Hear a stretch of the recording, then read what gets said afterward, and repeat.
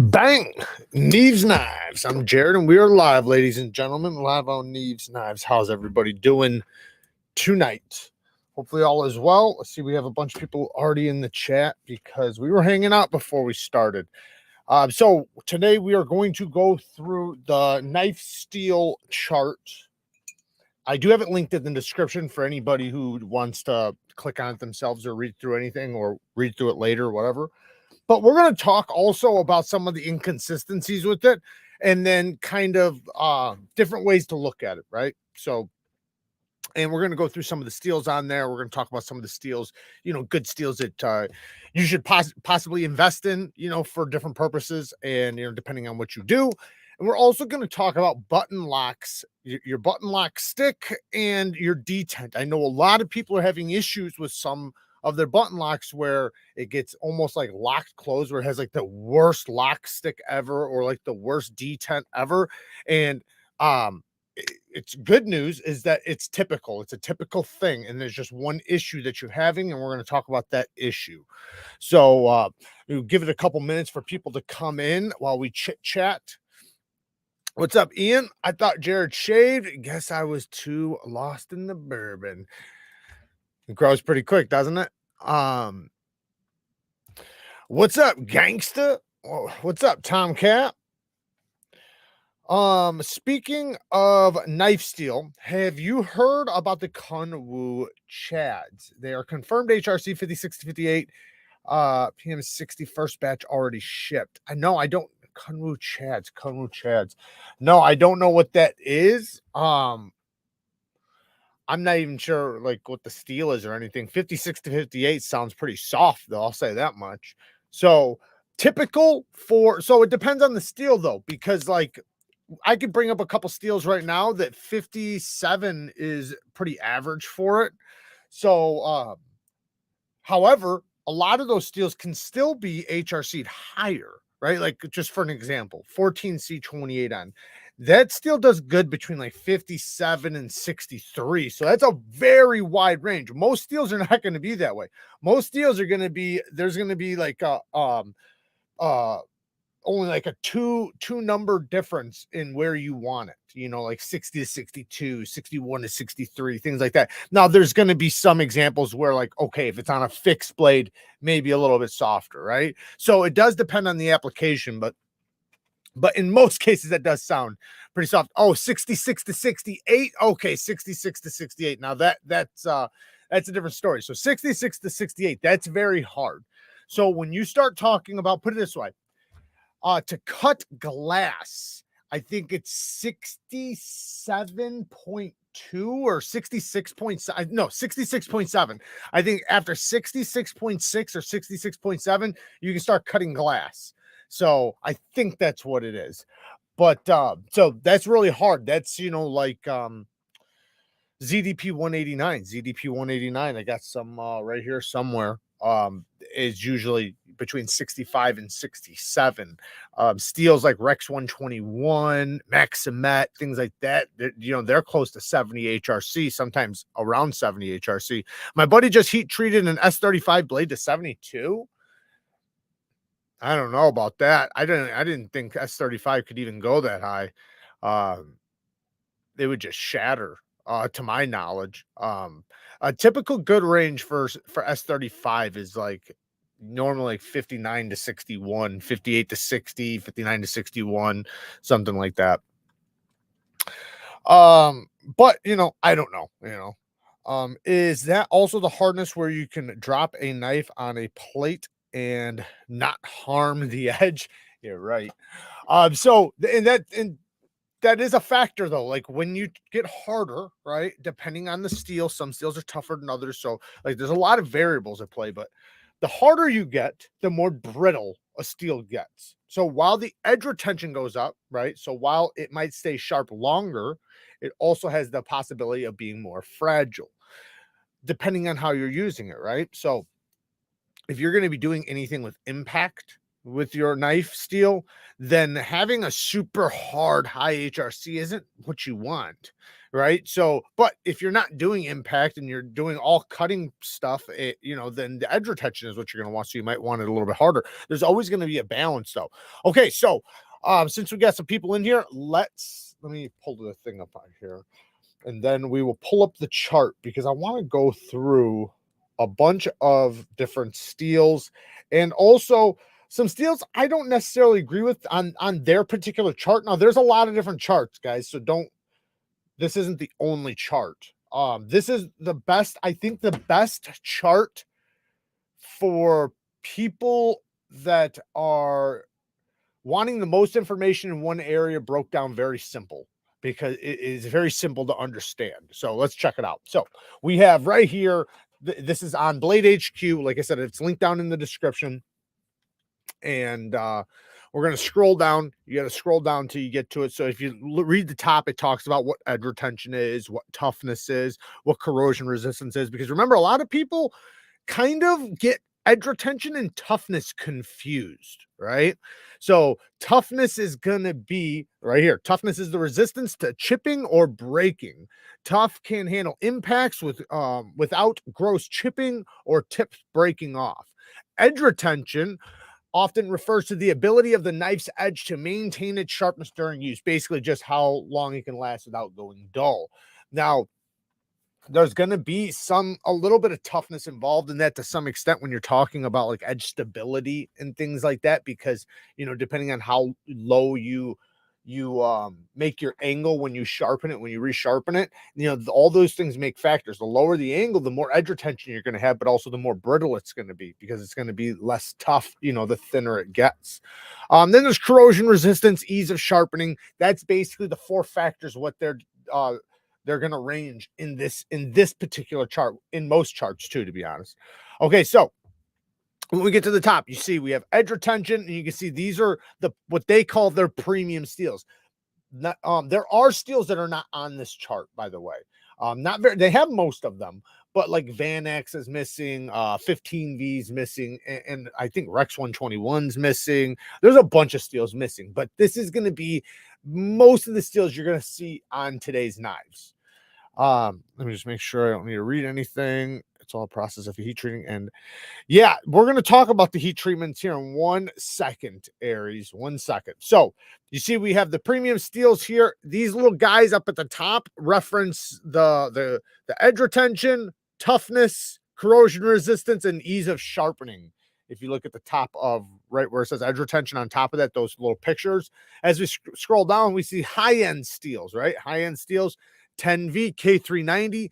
They are very, very similar steels. So when you think of K390, you can think of 10V and vice versa. They're very, very similar. And then you see all the other steels here. Now, mid-range steels. So this is where it starts to me getting a little tricky with their charts. And I know why. But you'll see like 154 CM, its edge retention is 5 out of 10, right? But then you'll go down to 440C and it's 5 out of 10. Most people that have 154 CM and 440C know 154 CM will cut fucking circles around 440C. It usually outcuts it. And then when you talk about 14C, you see how it's 3 out of 10. I personally wouldn't range at that low, 3 out of 10. Now, the reason why 14C, and now we can talk about the heat treatment, with every steel, it is going to be based on, like Aries said, it's going to be based on the heat treatment. So you can have 5 knives with the exact same steel and all do something different. One can be one could be tough, one could have long-lasting edge retention, one can be absolute fucking garbage.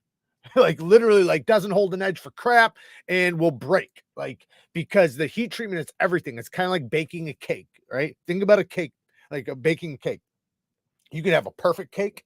You could also have a super hard, crusty cake. You could also have one that's undercooked and is still doughy, right? Same thing with steels. It's all about how it's cooked. So with 14C, I think the reason why they have such a low number here is because, like I was saying earlier, 14C, it has a wider range. between like 57 and 63 or something like that, 56 to 63, something like that.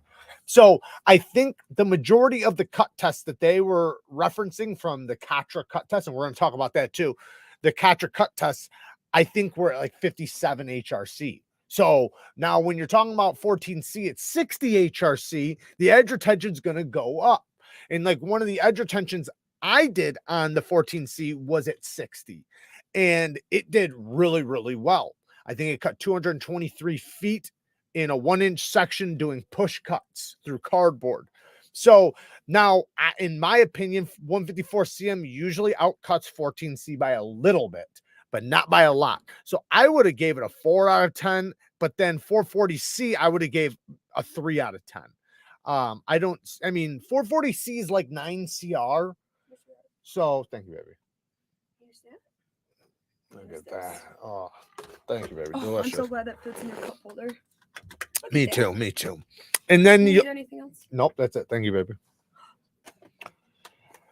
Then you'll see AWAS 8 says 3 out of 10. Well, I mean, how could that be compared to 14C, right? Because AWAS 10 does not have as much, it does not have as much edge retention as 14C. Now what you could say is some people would argue, well, that's because of the toughness, right? Because 14C is incredibly tough. So since it's so tough, maybe that has a little bit to do with, why it holds an edge longer than these other steels or whatever. But then you should see it on the edge retention.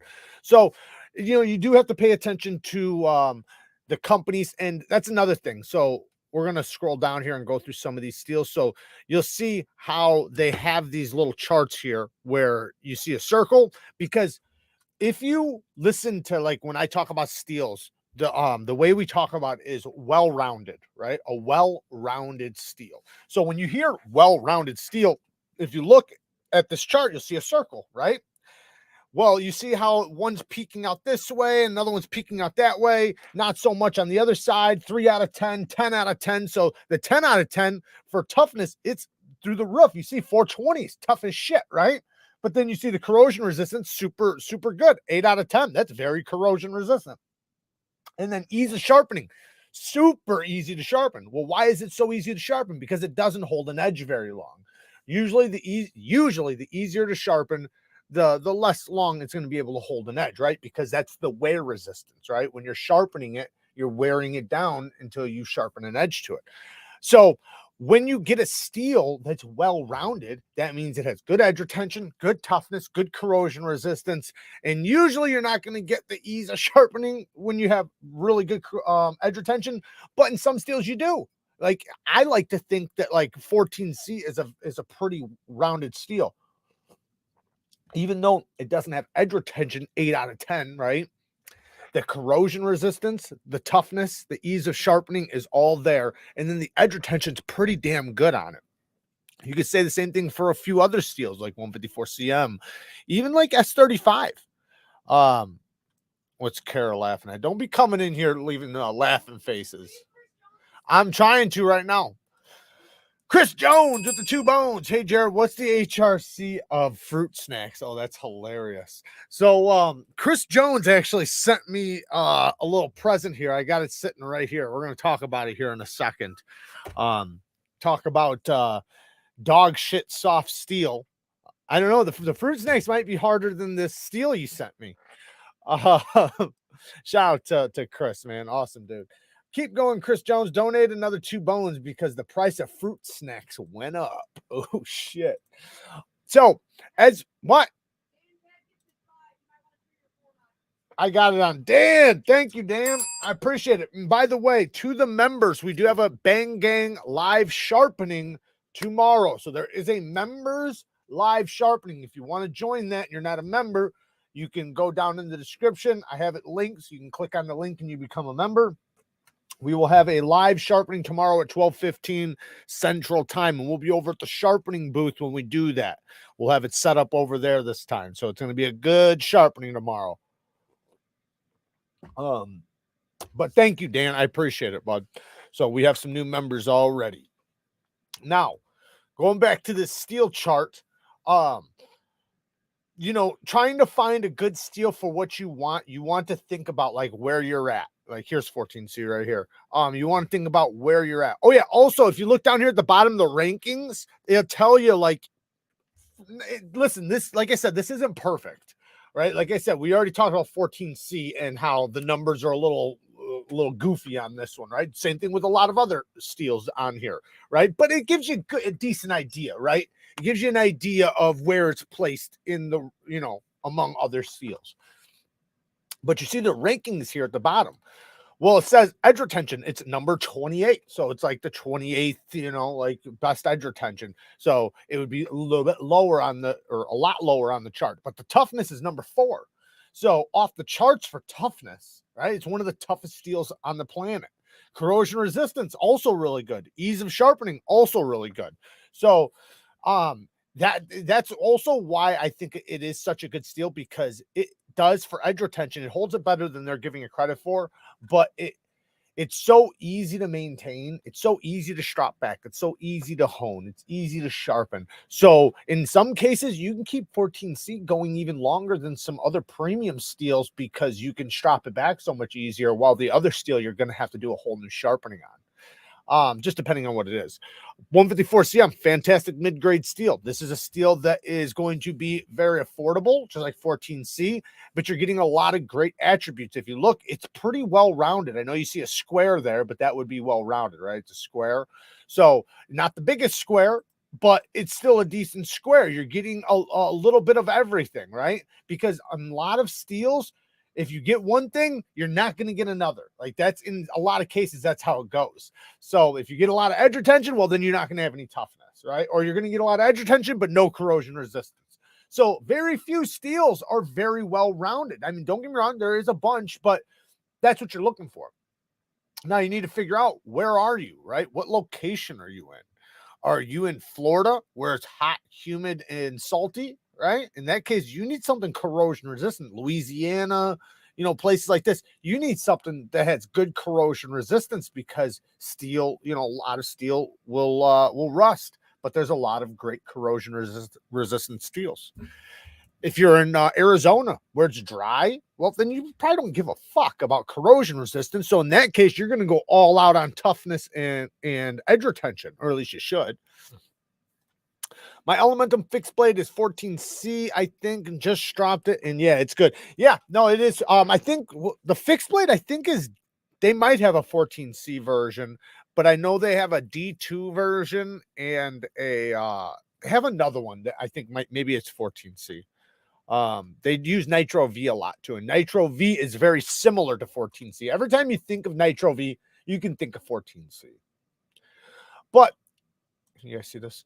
But yeah, when you're looking at these charts though, and you're going through it, you just got to take into account that the heat treat's going to be very important. Oh yeah, and I want to talk about that really quick. When you're online, right? I have tons of links down in the description of quality knife dealers, quality knife companies, but even those knife companies, they're still going to sell, not all of them, most of them sell pretty decent knives, but there's always going to be the very low end of the budget of knives that are not going to be heat treated as good as one that you pay a little bit more money on. Well, just because you pay a little bit more money on it also doesn't mean you're going to get great, you know, like a great heat treatment. So going to a reputable company is important, especially if you care about those things. Now, let's say if you're on Amazon and you just find some bum fucking company that no name, like you can't even pronounce the name, and it, you know, looks weird as hell, and they sell you a $20 knife that has M390. Well, most likely it's not really M390. Most likely they're lying to you. And we have plenty of people, like shout out to LTK, who he's done tons of tests on some of these companies and have proven that they're lying about their seals. Now, even if they're telling the truth, which they're most likely not, but even if they were, it's probably heat treated to shit. You would be better off buying 440C or something, because at least in that case, it's probably heat treated better, right? So all these things you got to take into account when you're thinking about seals. And I know it's a lot for somebody who's like just beginning, but that's why it's good to kind of watch channels that actually understand knives, because then they can lean you towards the better budget knives, because it's not that you have to have a lot of money.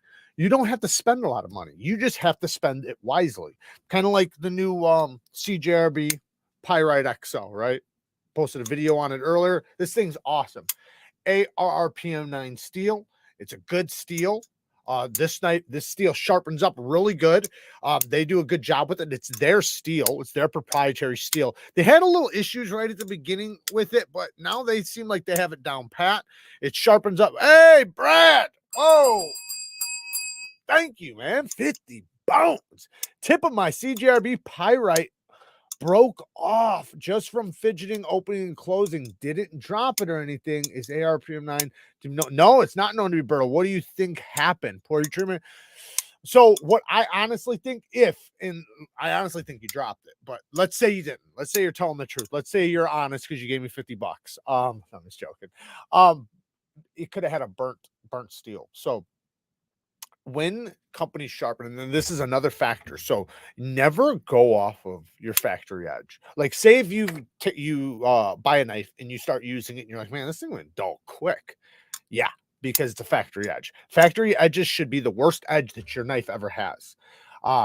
And a lot of people think that for some reason that their knife will never be better than their edge will never be better than their factory edge. Technically, if you're good at sharpening, the worst edge your knife ever had was your factory edge, because the belts, in some cases, not all, some companies run their belts slow and do a proper job on it, but a lot of companies run their belts really fast. So when they're sharpening it, they have to get through them because they're affordable knives, right? These are affordable knives. These are like, 60 bucks. So considering what you're getting for 60 bucks, you can kind of expect that they probably have to rush a little bit to get through the sharpening. So most likely the steel was burnt only at the edge. I'm not saying the whole blade, so don't take it like that. It just probably just needs a good sharpening and it'll get into good steel.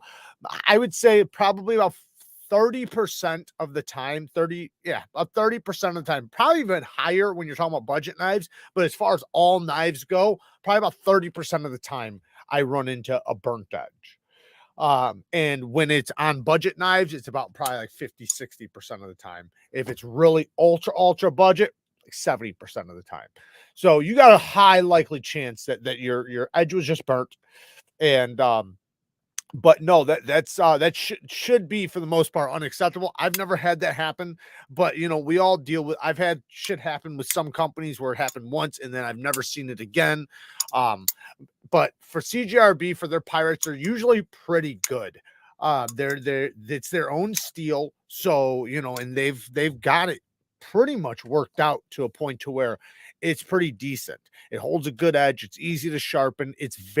One thing about ARRPM9 steel is it's super easy to strop back and hone back. Like, you can strop this stuff back many times over as long as you have the right abrasives. But Brad, man, thank you for the donation, man. I do appreciate it. Hopefully you can get that chip worked out. Hopefully it's not too big. Is it Blade Show yet? You wish. I wish too. Can't wait. Got a whole nother year to go. I also tell people factory edges suck. Why everyone love factory edges so much? I swear I just sharpen it right away. Don't like factory edges. Yeah, factory edges. I mean, there are some companies that do a really good job as far as sharpness goes, but they will never, ever compare to an edge that's done on a stone. Now, don't get me wrong. If you don't know what you're doing when you're sharpening, of course, it's not going to be even as good as a factory edge, right? A factory edge would be better in that case. But if you have an idea of what to do when sharpening, then the stone is going to leave a way better quality edge. And this isn't just theory either. This has been proven. Like, there's people that have done, I've even done cut tests on this, but there's some that's even recorded online where you can see the difference between a factory edge and a freshly sharpened edge on. Also, there's also differences between aluminum oxide and diamond always outbeats it as far as quality steels go. Need to get a couple sharpenings in before you get a decent edge on anything, I find.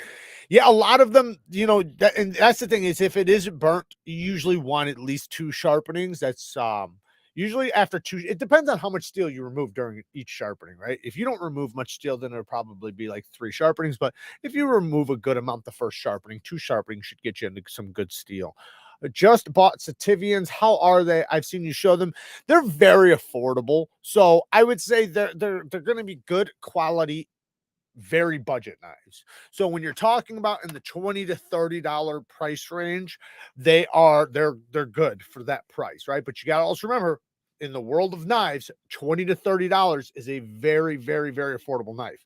Like, some people think because they've bought shitty knives their whole life, $10 here, $5 here on these cheap gas station knives, that spending 20-30 bucks is something special in knives, and it's not. The only reason why your knives are $5-10 from the gas station is because they were absolute dog shit. The steels they don't even know what steels they are. They're probably just, like using like steels you'd find on pots and pans to make, literally, I'm not exaggerating, I'm not joking, to make those knives. So that's how they get those prices down that cheap, because they're using the cheapest materials on the planet in order to make them. Just because, it kind of is sharp when you buy it, you'll never be able to resharpen it because the heat treatments are so bad. Above what HRC, you have to use diamonds to sharpen. I believe after some HRC, aluminum oxides are useless, or is it wrong? So as far as aluminum oxide goes, the one way to look at it is the carbides inside of steel. So the higher the ratio of carbides is in the steel, the more likely you should use diamonds. I personally say any sort of steel that has a decent amount of carbides, up to a lot, I always use diamonds. Aluminum oxide is good for, and this is the way I look at it. If you just want like just an easy way to look at it, mid-grade steels and below, you can use aluminum oxide on. Premium steels, you should use probably diamonds on. Now, of course, there's going to be some premium steels, S35, that you like, S35, S30V, things like that, where you can use aluminum oxide. But for the most part, right, for the most part, the premium steels do use diamonds on. Now, you can still use diamonds on the budget steels too, but you don't want to use aluminum oxide on the premium steels. That's usually how it goes. And then obviously hardness comes into play too, but is usually like with a lot, there's only a couple steels that don't have like super high carbides. They get super high HRC, and and then also to find it, like if you're getting it done by a custom maker, then you can probably get it that high. But if you're just buying it off online or whatever from a production company, it's going to have to be usually a certain type of steel, to get really high HRC. What's the best knife under $100? People have told me the Civivi and the Benchmade Bug Out. Benchmade Bug Out is not under $100. Which those two knives I would already been looking at, but is there anything else you would buy? So under $100, I would stay with a few companies. One would be CJRB or Artisan. I've already talked about it. I got this link down in the description. But then Civivi, that's probably the best bang for your buck you're going to get under $100. Then you could talk about Kaisers, and I got a Mad Tonto right here. Kaisers are really good. And that's where, that's probably right there, CJRB, Kaiser, Civivi, Sudden Cut, VOSTEED, things like that. Now, the best bang for your buck is probably, there's a couple Tucsons out there that you can get off of Amazon for like $90 to $100, like the Tucson TS267. But you got to wait like 4 weeks to get them. So I would say Civivi does a really good job. They do a good job with geometry. They do a good job with their heat treatments. They do a good job with their fit, finish, action, all that stuff. So that's usually where I would push you if you only have $100.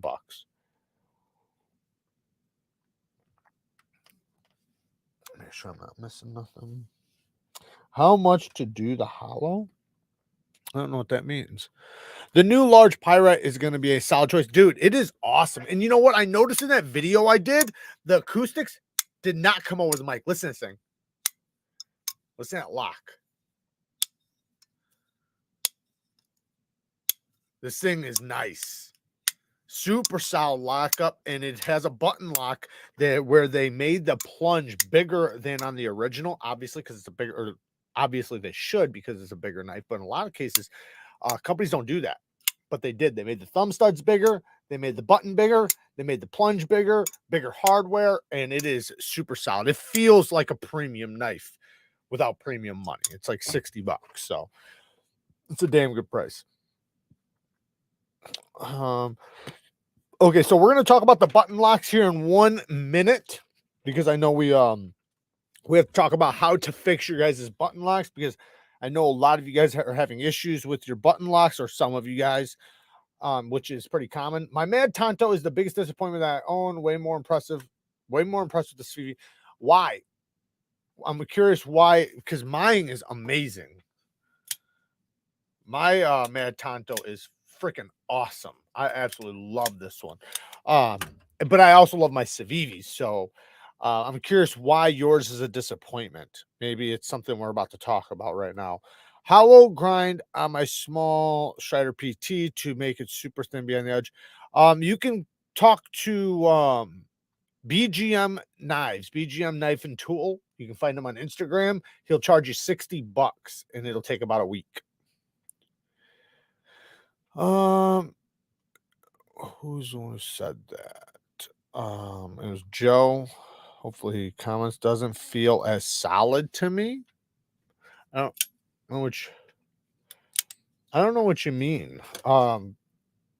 Because it's my Carta, so it's gonna be. I don't know what CJRBs or what Civivis you have, but I don't know why it wouldn't feel solid. Mine's super solid. Mine's awesome.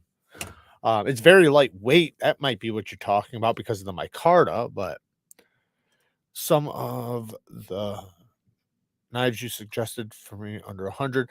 Yeah, check out. Listen, I have tons of budget knife videos. Go watch them. Like I have budget knife videos for under $100, best knives under $100, best knives under $65. The sweet spot for budget knives is between $65 and $80. That's the sweet spot for budget knives as far as over $50 goes. There's some great knives under $50, but if you spend a couple dollars more, like just for an example, the Civivi Cubic, this thing's like $65. 14C aluminum handle, button lock. Now, if you don't like button locks, for the fidget factor or whatever, they have tons of frame locks, liner locks, all that stuff. Fantastic knives. And like I said, the beautiful thing with these is they are my number one recommended knives for people learning to sharpen, because, and this is a huge thing, because of the geometry. This blade is nice and thin, super thin geometry. So this is going to be easy to sharpen. Now, if this thing was as thick as, I don't know, another knife, it's going to take like 5-10 times as long. Like people don't realize the difference in time it takes.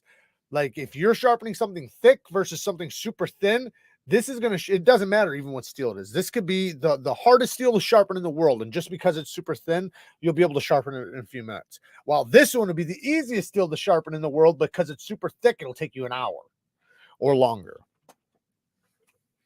Okay, made some straps, 3-inch wide, 12 inches long, attached with marine epoxy under a press.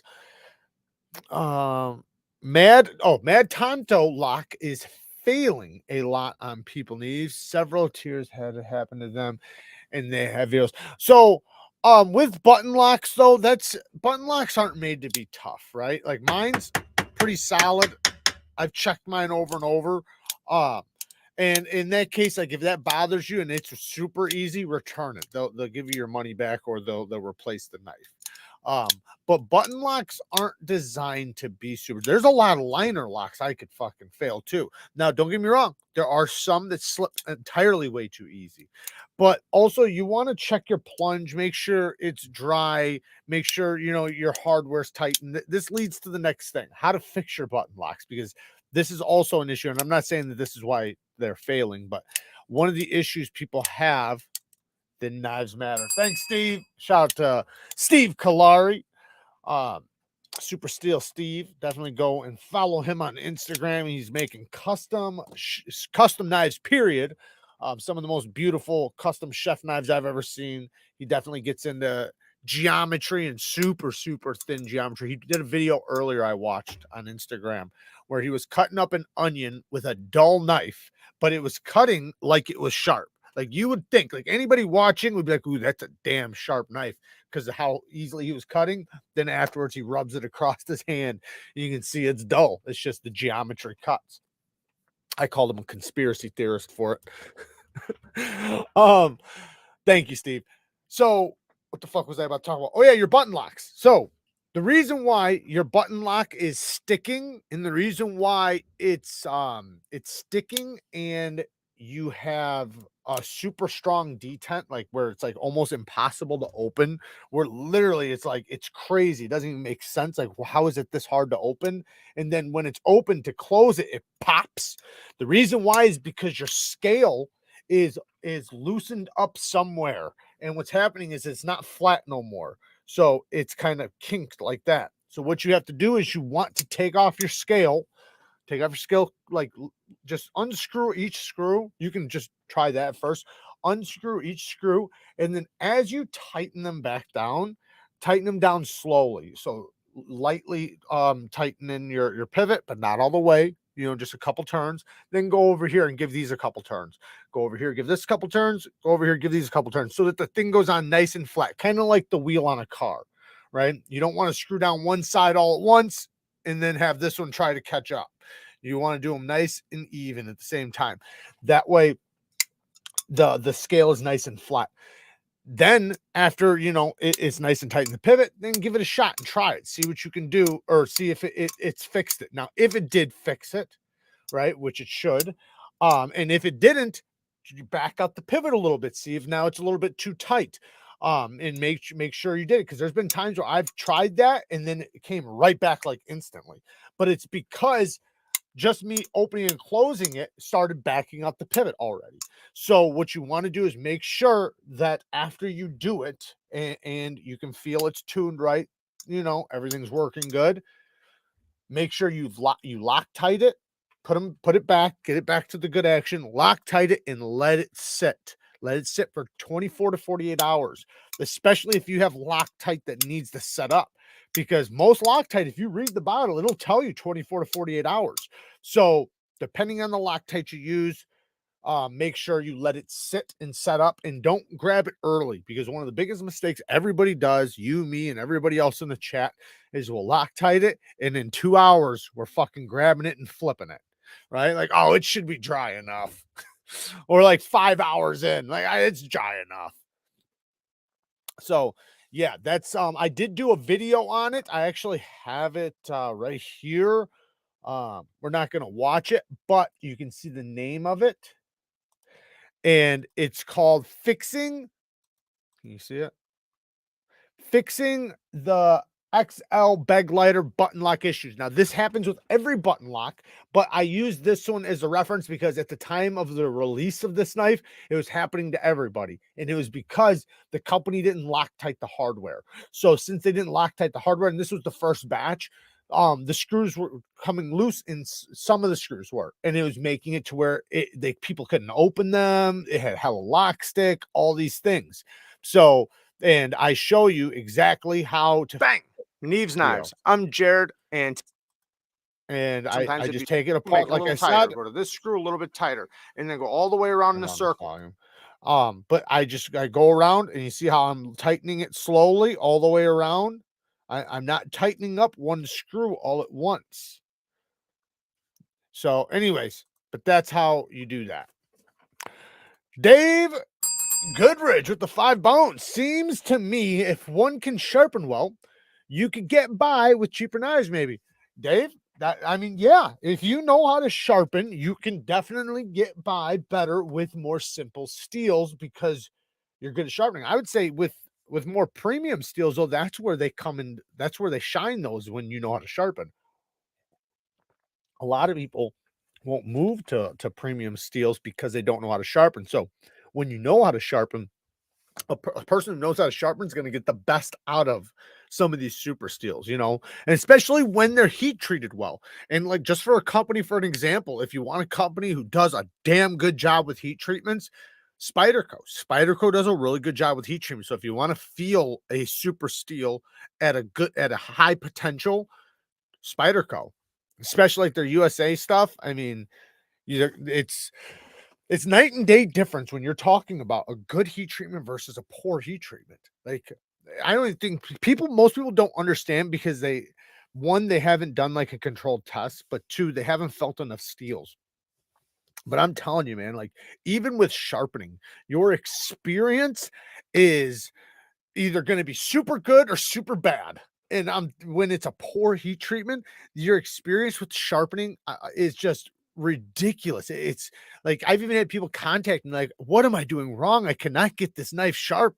And I just have to tell them like, "Yeah, it probably has a fucked up heat treatment because of what company and what brand and everything it is." So especially if it's a company that's known for that shit, you know. So it's it's really cool when you get a steel that's well heat treated and you know how to sharpen and you understand what you're doing with sharpening, because that's when you can get the high levels of sharpness. That's when you can get the most out of the edge retention. That's when, you know, you can really feel the difference between a budget steel and a premium steel. How long does it take for most people to get a decent at sharpening knives? I would say a year, but like when I first started, like I had a slight understanding of how to sharpen, but not like a great understanding. And I was getting good edges within a month.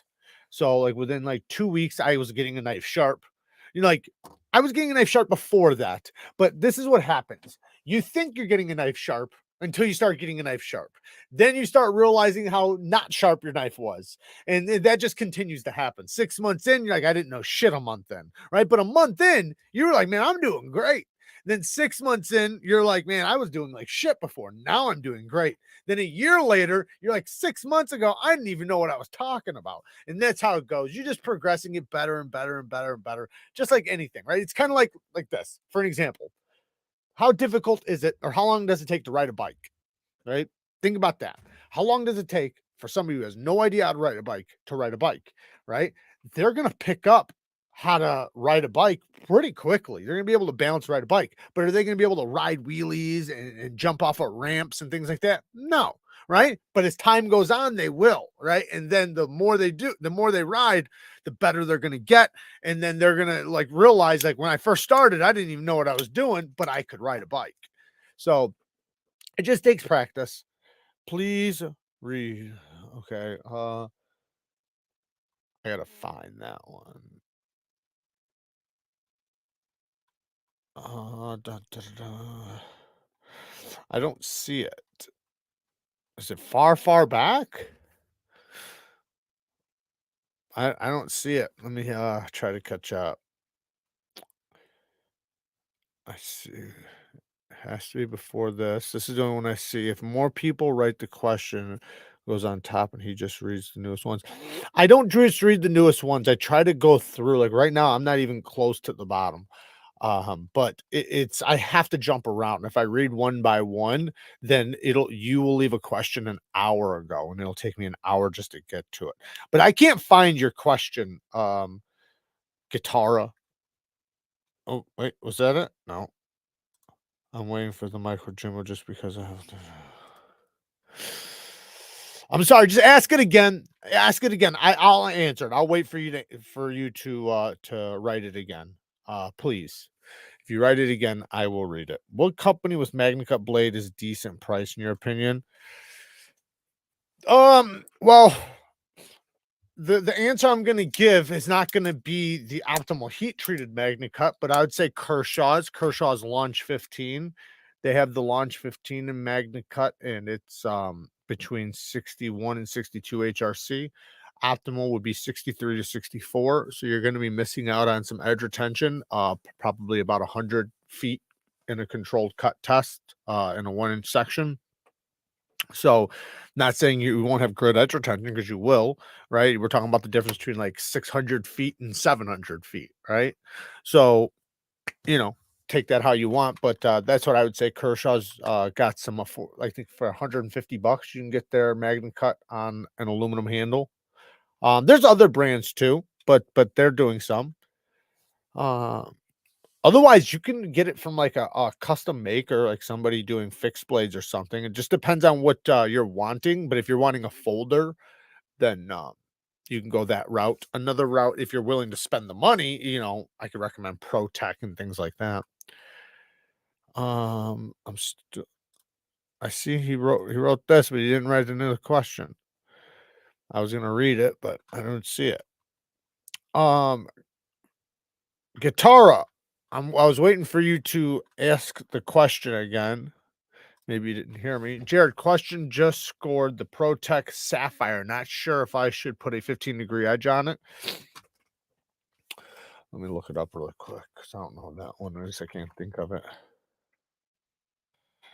Oh, no, I wouldn't go 15 on this. No, I would go probably, to be honest, probably 20. And this is the reason why, because let me just show everybody so everybody can see what I'm looking at.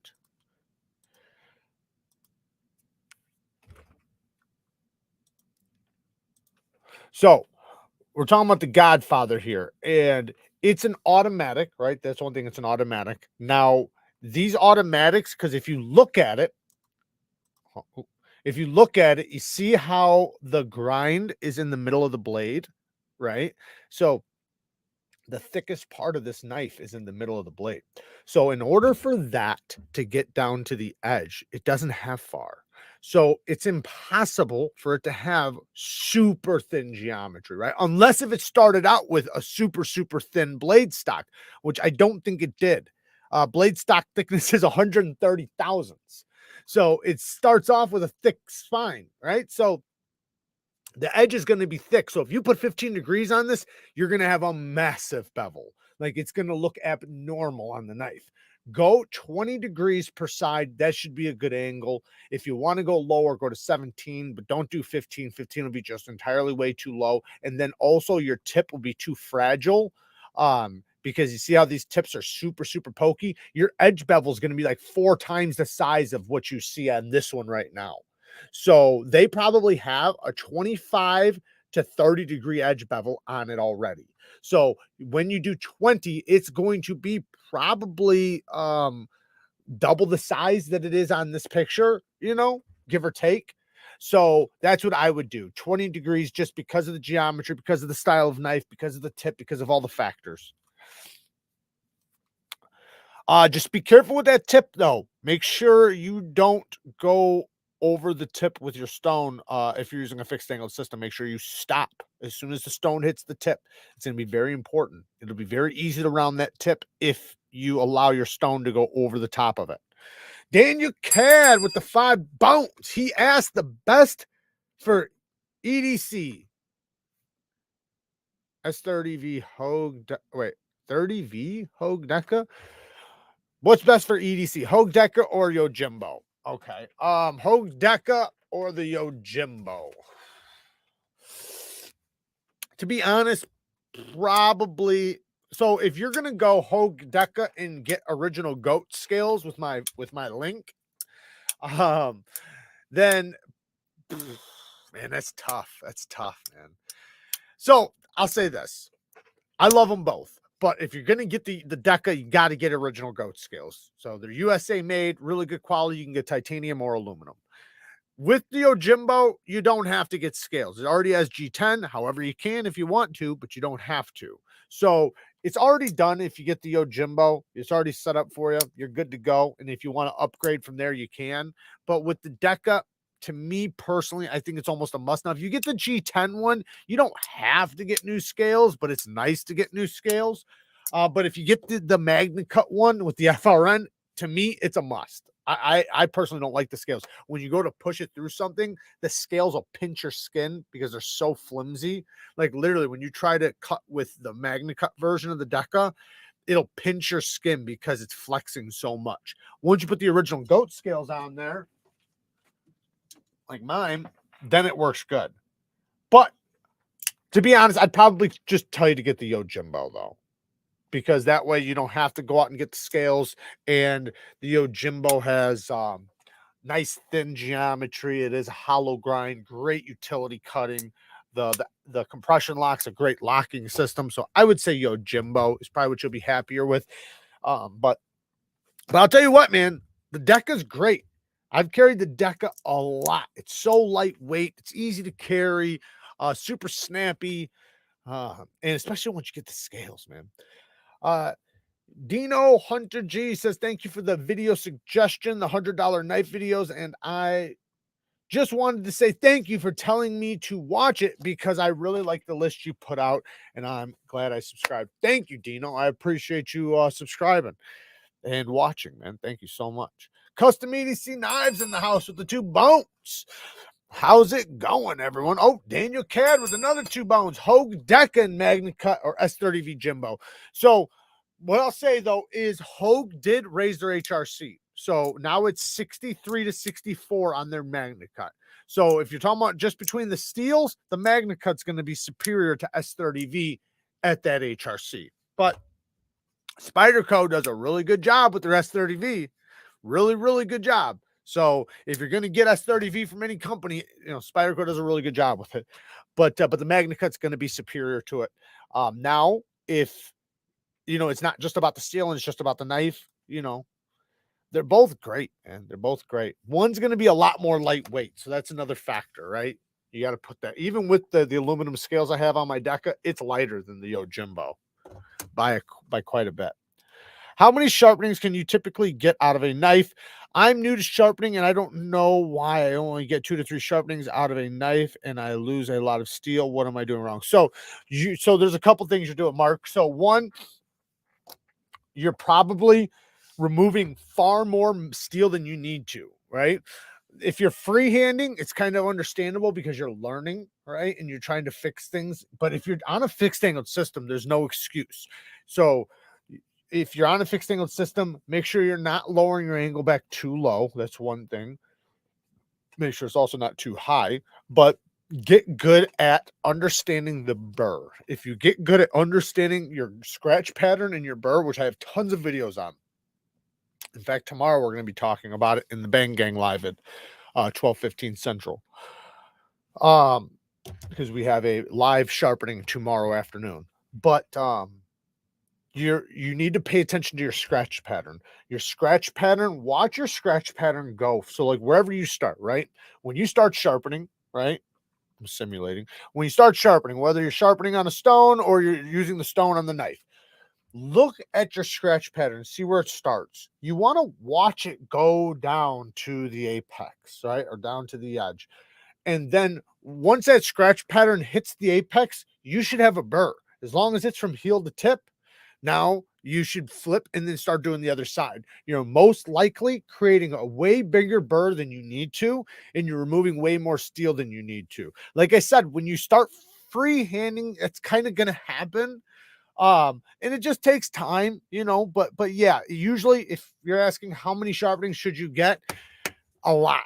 Like I would say it depends on the geometry of the knife, because if it's a narrow blade like a 940, then you're not going to get that many sharpenings. 10 sharpenings, maybe 15 or something.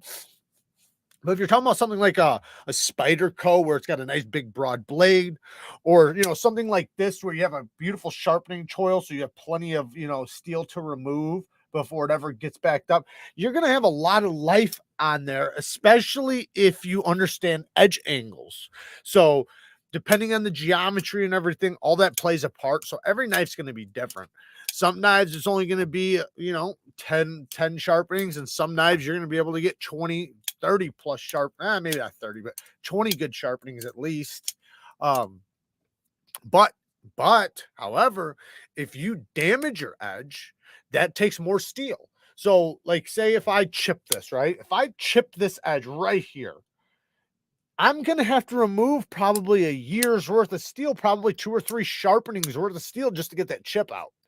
So all those things play a factor. So it depends on what you're sharpening for. But that's why, do good edge maintenance, maintain your edges, keep them nice and sharp. Don't drop them. Don't, obviously things happen, but try to prevent damage as much as possible so that when you do resharpen it, you don't have to take off a lot of life. Okay, what is the best knife to cut up mail in ballots? Asking for a Democrat made of mine. That's hilarious. Took me forever to appreciate Spyderco. Just couldn't get into the hole. I was the same way, Joe. Then I got the PM3 and discovered how awesome the quality was. Something about Spyderco just feels different. I agree, Joe. And I was the exact same way. I thought they were so ugly. I refused. Like for a long time, I refused to get them. Refused to ever buy one or anything. Then, after I tried one, it was all downhill from there. Tomcat with the 5 bones. Jared just scored a ProTech Malibu Sapphire. Can I put a 15-degree edge on it? A Malibu Sapphire. Oh, a Malibu. That's a different story. Okay, so the Malibus, can you put a 15 on it? Ooh.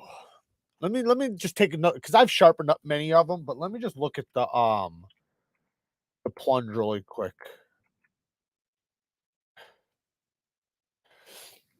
I just want to be clear on the plunge, because I think that's going to be, yeah, your big, yep, that's what I thought. Your biggest issue is going to be your plunge. Let me pull this up and I'll point to it. Hopefully you can see what I'm doing right now. Hold on a second. There it is. Okay, so if we zoom in here, you see this area right here. That is, you're going to be your biggest threat if you do 15 degrees. You will remove all of this steel and you will, for a fact, hit the plunge grind. So you're going to have to make a choice there. If you do 15 degrees per side, you're going to have to choose whether or not you want to leave it with a smile on it, with, you know, the steel right here sharpened up, not maybe looking the prettiest, or possibly cutting in a sharpening notch. Now, if you want to prevent that, just stick with between 17 and 20 degrees. 20 degrees looks like it would fit just fine before hitting the plunge. You'll probably be right on the verge of hitting the plunge if you're careful. You go to 17, you're probably going to hit the plunge grind. So that, and these are the reasons why I always bitch. You hear me bitching about plunge grinds all the fucking time in my videos. And this is why, because then you get, you know, an expensive, beautiful knife and you want to sharpen it the way you want, but there's a damn plunge grind in the way, and you have to choose between having a damn smile or not putting the edge you want. So no, I wouldn't go 15 degrees personally. Personally, I'd probably go between 17 and 20, probably like 18, you know, something like that. Hopefully that helped, Tomcat. But that's what I would do. I'd go probably 18, maybe even 19, something like that, just to be safe. Because remember, you can always lower it. Right? You can always lower it. But once you've lowered your edge angle, in order to raise it, you're going to have to remove steel that you want to keep. Custom EDC knives with another 5 bones. The blacked out warnings dropped on my website. Drops on my website in 10 days. So do I have it right here? I thought I did. Maybe not. Sorry.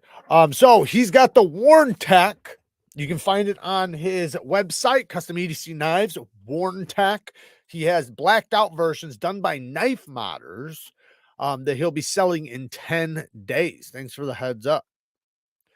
Thank you for all the knife tips, everyone. Have a good night. Thank you, Yeet. Thank you for joining. I do appreciate it. I'm sure you're already gone, but I figured I'd still salute you. Bro, I just wanted to say it's really smart not just going to the very bottom, that you just, the one by one, you get closer to the bottom. I think it's really smart because no one gets left behind. But it's, the thing is, though, is that a lot of the things are you guys talking back and forth to each other. So me reading them all, I can't read them all. And then also right now, you understand, if I was reading them all, I'd be an hour, like I'd be still at the beginning. So I try to get to all the ones that are questions. That's why if you leave my name in the beginning of it, if you say Neeves Knives or Jared, then I know I can, when I'm scrolling, I'll stop. But if it's just like you just talking, I don't know if you're talking to me. I don't know if you're talking to somebody else, because you don't understand. There's been so many times I'll start reading and I'll realize it's not even for me. It's for Chris Jones or something. Chris Jones. What ZT would be best to hold to Biden? Hold to Biden's laptop, story blower, and threaten his life for the deep state. What ZT? Probably the 0562. I'm going to say that one. And then also, what's that? What's the long version of, is it the 056? What? Which one is it? What is that really big one that's kind of like, oh man, I can't even think of it. but the 0562, that's what I'm going to say. I don't know why I even thought about that too much. For me, that I live near the sea is better for me. MagnaCut. Yeah, MagnaCut's going to be better for you near the sea. Yes, MagnaCut's going to be extremely corrosion resistant. S30V is pretty corrosion resistant, but not as much as MagnaCut. So yes, if you are, and I should have asked that. I should have said that. If you, depending on your environment, is going to play a huge factor in what steel you want. Now, if you're near the sea, S30V is still okay. Just keep it dry, keep it oiled. That goes for any steel though. Keep it dry, keep it oiled. But MagnaCut, yeah, MagnaCut's going to be a really good one. It's very corrosion resistant. People have had knives their whole lives. I'm sure that's much more than 20 sharpenings. No, that's because they don't sharpen them. So that's a difference. So like, you don't have to sharpen your knife, right? Like, especially when you're talking about kitchen knives and chef knives and stuff. Yeah, there's grandmas out there that had knives for 20 years, but it's only been sharpened once. If you're talking about using your knife and sharpening it when it's dull, then, you know, that's how many, like I always said, this is the way I figured it, right? Is that how long is your knife supposed to last, right? That's a good way to put it. So you should have to sharpen your knife typically 2 to 3 times a year. Right? 2 to 3 times a year is typically what you, now, obviously, if it's your work knife and you're beating the shit out of it, you know to adjust this number.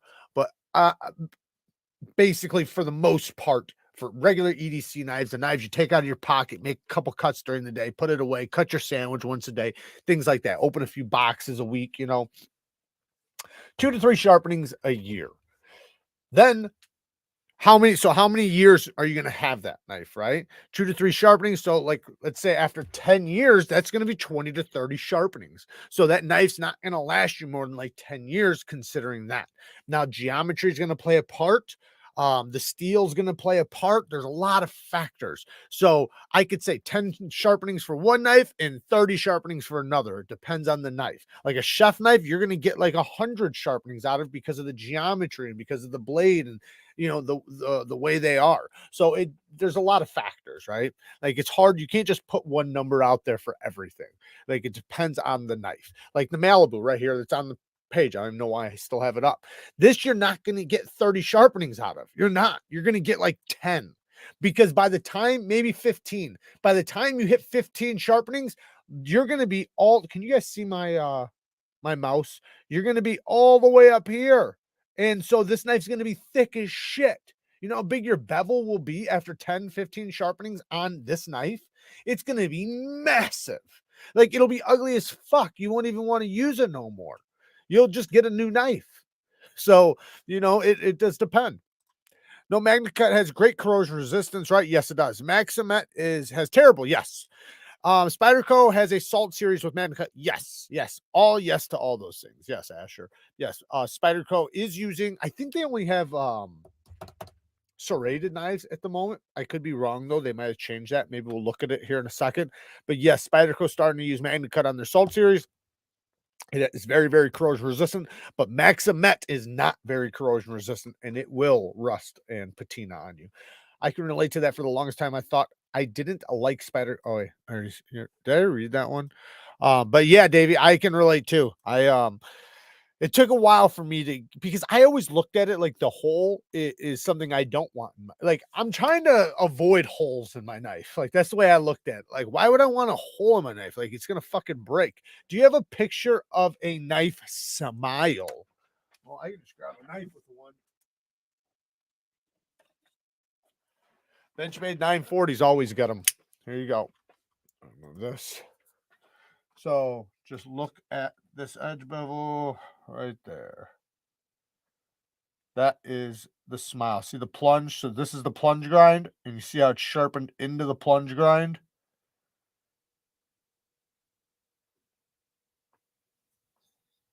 And you see it right there too. See how it's sharpened all the way to like the back of the blade? That's a smile. So what you want, what would look nice if it was like this, where it just stopped. See how it just stopped and it's separated? My edge isn't sharpened up into here, it's sharpened down here. That would be typical, or that would be what you'd want.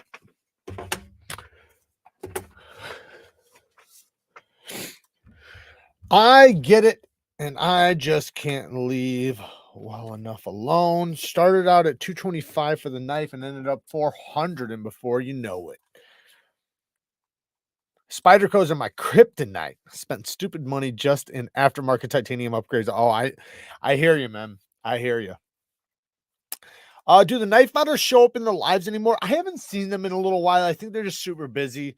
But no, I haven't seen them either. But I know that, as far as I know, they're working really hard. So I wish them always the best. Maybe I should contact them and see if everything's going all right for them. But I have nothing but love for them. Thank you, Jared. Good night, everybody. It is the beginning of the day in our part. Got to go to work. Thank you for joining, and have a good day at work. Have a good, long, hard day of work. It's good for you.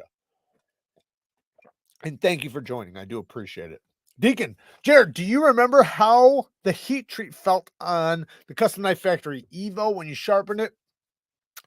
Or with the Custom Knife Factory's M390 in general. So as far as the Evo goes, it felt pretty good. The Evo felt pretty good. However, I do have but this was an older one, so I hate to compare it, but there was a CKF I did that did have an M390 that was older, and it wasn't good. Like, it felt super soft, like just stupid soft. You could tell that it was soft. Like, that was the only thing that it could have been. So, but that was an old model. So, you know, with the Evo I did, it felt good. Sharpened up really good, took an incredible sharp edge. It even took a mirror polish really good. But, you know, and that was a little bit of newer stuff. So you know, you got a good chance that it's going to be pretty decent now. But if it's an old knife, then you got a good chance it's not going to be. Remember, because of guys like Super Steel Steve and Outpost 76 and a bunch of other guys doing edge retention tests a couple years ago, they really shined a light on M390 and the heat treat, and how a lot of the stuff was badly heat treated, and companies were they were in denial at first. But then edge retentions, like controlled tests, started coming out. And, you know, I said I was going to talk about the KATSU test. So with KATSU, this is the problem with KATSU, is that when those guys did that KATSU test where they sent 4 knives in to get KATSU tested, which is basically where they take these cards and they sharpen up a knife and they test the edge retention, right? How long it'll cut the cards, you know, until it's dull or whatever. The problem was that they didn't even sharpen the knife properly. The knives were not deburred properly. Like, you could see it. Like, when they got the knives back, they could clearly see these knives were not sharpened up even on both sides. They weren't deburred properly. Some of them still had burrs, like they were never even stropped or never even deburred. So it made it to where now when we see, like we were talking about earlier with the knife steel guide, right, where they get a lot of their edge retention tests, kind of like we were talking about how some have lower numbers than they probably should, and some maybe higher than they should. But the point is, though, is that they're relating it to, or they're getting their numbers from the KATSU test, which the KATSU tests are kind of iffy. You know, when you know that they might not be deburring it properly, they might not be sharpening it properly, you know, because that all plays a part into how the test is going to do. So it really made me personally not believe in the KATSU test too much as I did before that. Any thoughts about the VOSTEED mini nightshade? I didn't realize their OEM was Kaiser. So it was Kaiser. I don't think it's Kaiser anymore. They might be using Kaiser again, but so they were using Kaiser. I know the Bellamy isn't done by Kaiser anymore. It was done by Kaiser. I have the Kaiser version and I have the new version. The Kaiser version technically is a little bit better, but this is still really good. But they were using Kaiser. I don't know exactly what they're using now. Maybe they went back to Kaiser. I don't know. But the mini nightshade's awesome. I like the mini nightshade. I like all the nightshades. Do you clean your Atomas after a while? I just dust them off, and then if they start getting too, like, yeah, you can just rinse them off with soap and water, rinse them off and dry them off. But usually, though, I just dust them off, and then when they really need it, when it starts really getting clogged with dust and shit, then yeah, I will give it a good little rinsing. You can rinse it in the sink or just put some soap and water on it. Jared sounds like a Good video. Jared, sounds like a good video idea, bud. Which one? What does? Austin was trolling. I'm still shocked how little the ZT booth was completely irrelevant anymore. Yeah, man. I didn't even see him, but what's your favorite EDC flashlight? I know we were talking about knives, but I don't remember you talking about flashlights, and for me is important as knives. So it depends. So like if you're asking like for self-defense for firearms and things like that, I'd go Surefire all day. Surefire is going to be something that you can bet your life on. As far as affordable and super bright, for mini flashlights, for like little tiny flashlights, I go Ravivon. Ravivon's really good. And then if you want to go like somewhat tactical flashlights that are super bright and affordable, Olight's really good. They have magnetic charging systems and shit, but I would recommend Surefire, which might not be the brightest of the companies. They're going to be the most reliable of the companies. They're going to last the longest. You're going to be able to take up the most abuse. You can drop them. You can like they just take a lot more. Now, but yeah, Ravivon I think does a really good job as far as I thought I had one sitting right here. Yeah, I do. So I thought it did. Oh, is it not on here? I guess it's not. But Ravivon is really. Oh, here it is. Here's a Ravivon for mini. I'm talking about mini keychain lights right now. Like this is 650 lumens. This little fucking thing. This thing is stupid bright. Like it's very, very bright. And it's look at that. Look at how tiny this thing is. This thing is it's a knuckle. So I like these for like the little mini lights, but then if you're talking about like the tube lights, like something that'd be like in your palm that's super bright, Olight's really good. And then another one that's really good is that I've been kind of liking lately. Besides Through Night, what the hell is it? Not Through Night. No, I can't find it. Through Night's pretty good too. But there was another company I had right here. I can't find them right now. But they were really good. I can't think of the name of them. But they were pretty badass. I got a couple of their lights. But that's what I'd go with. How often would you say you strop or hone compared to actual sharpening each year? So stropping and honing should be done consistently. So like say if you went to work.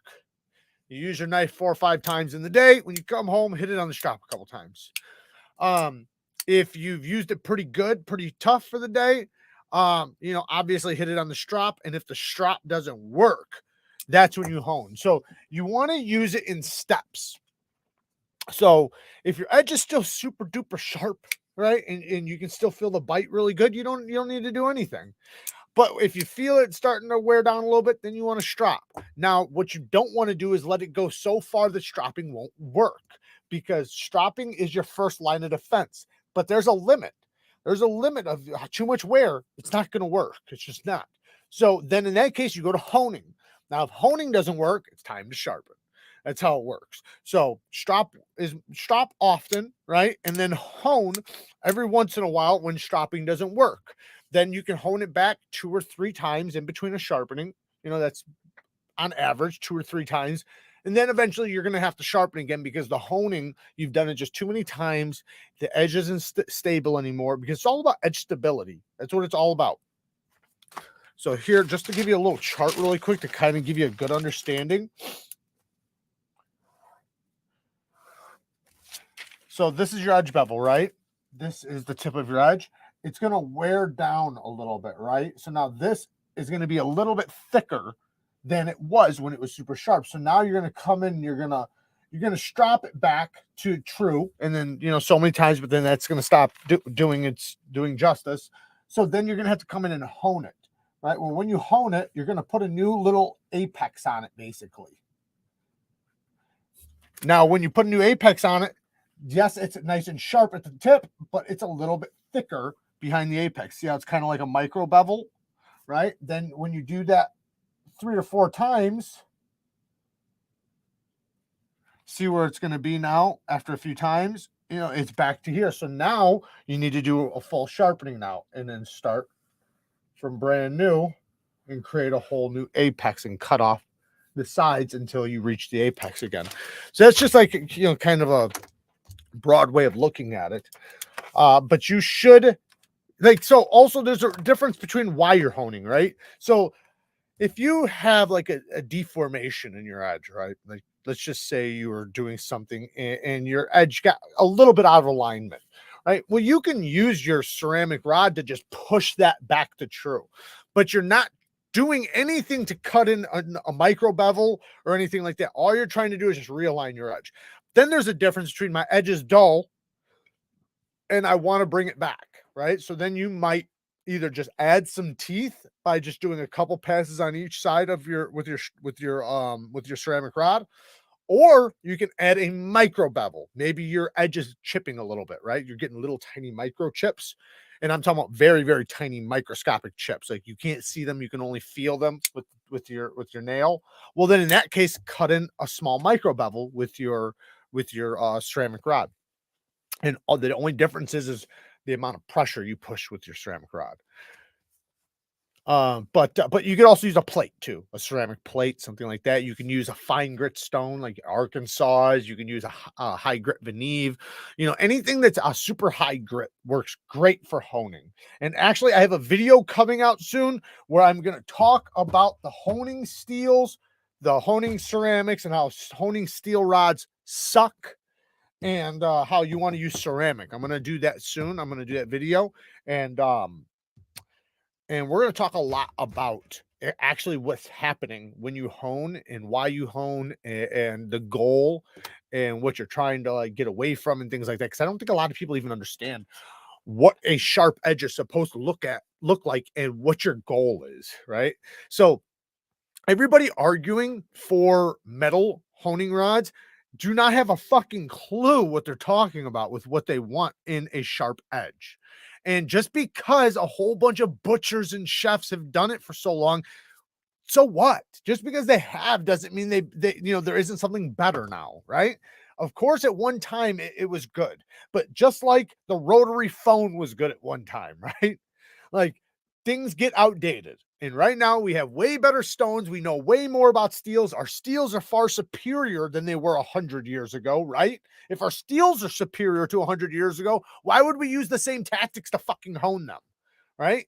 It's completely different. So I'm going to explain why ceramic is so much better, and then also give you guys an idea of why or what you're doing when you're honing, what you're doing when you're trying to bring your edge back, and you know what what you want your end result to be.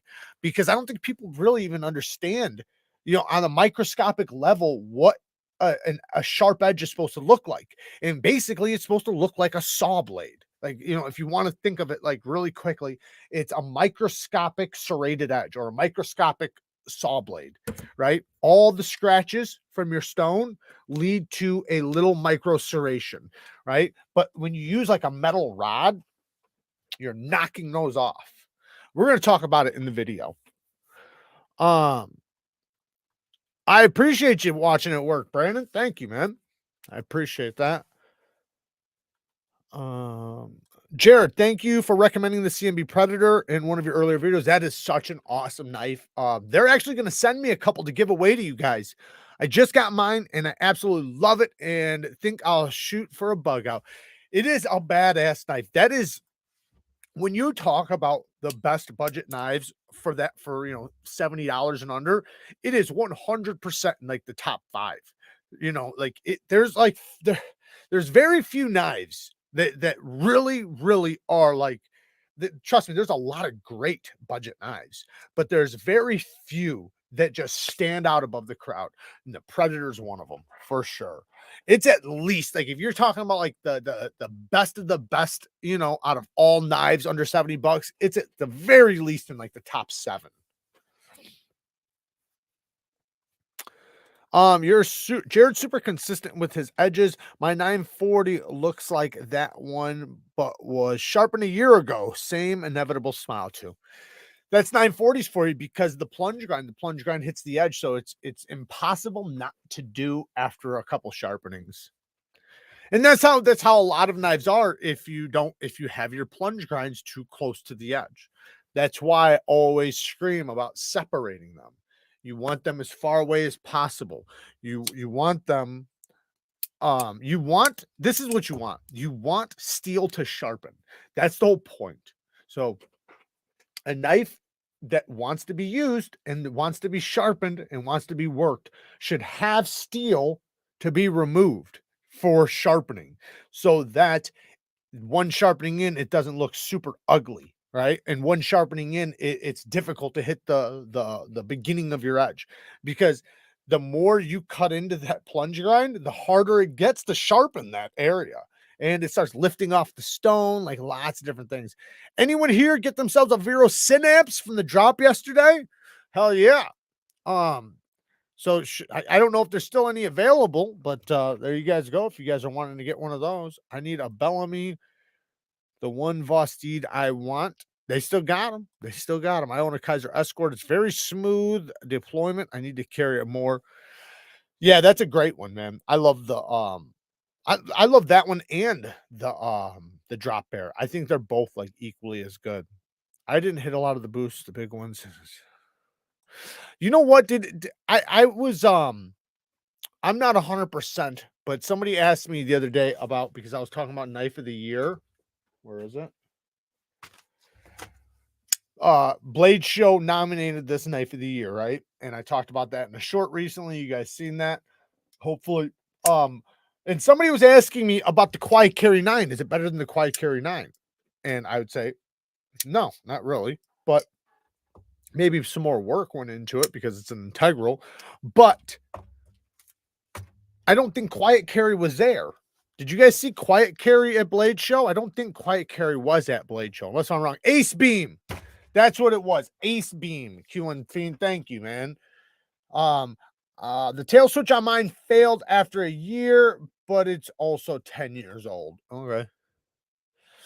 Yeah, you can expect no matter what. Like, that's why I say surefire if you're wanting something that you want to survive, like through a lot. Surefire, right? That's the one that like if you look at military and real gunfighters, right? Like the real deal, they're not carrying Olights. They're carrying Surefire, right? So give you a good idea of, but they're also more expensive. They're USA made.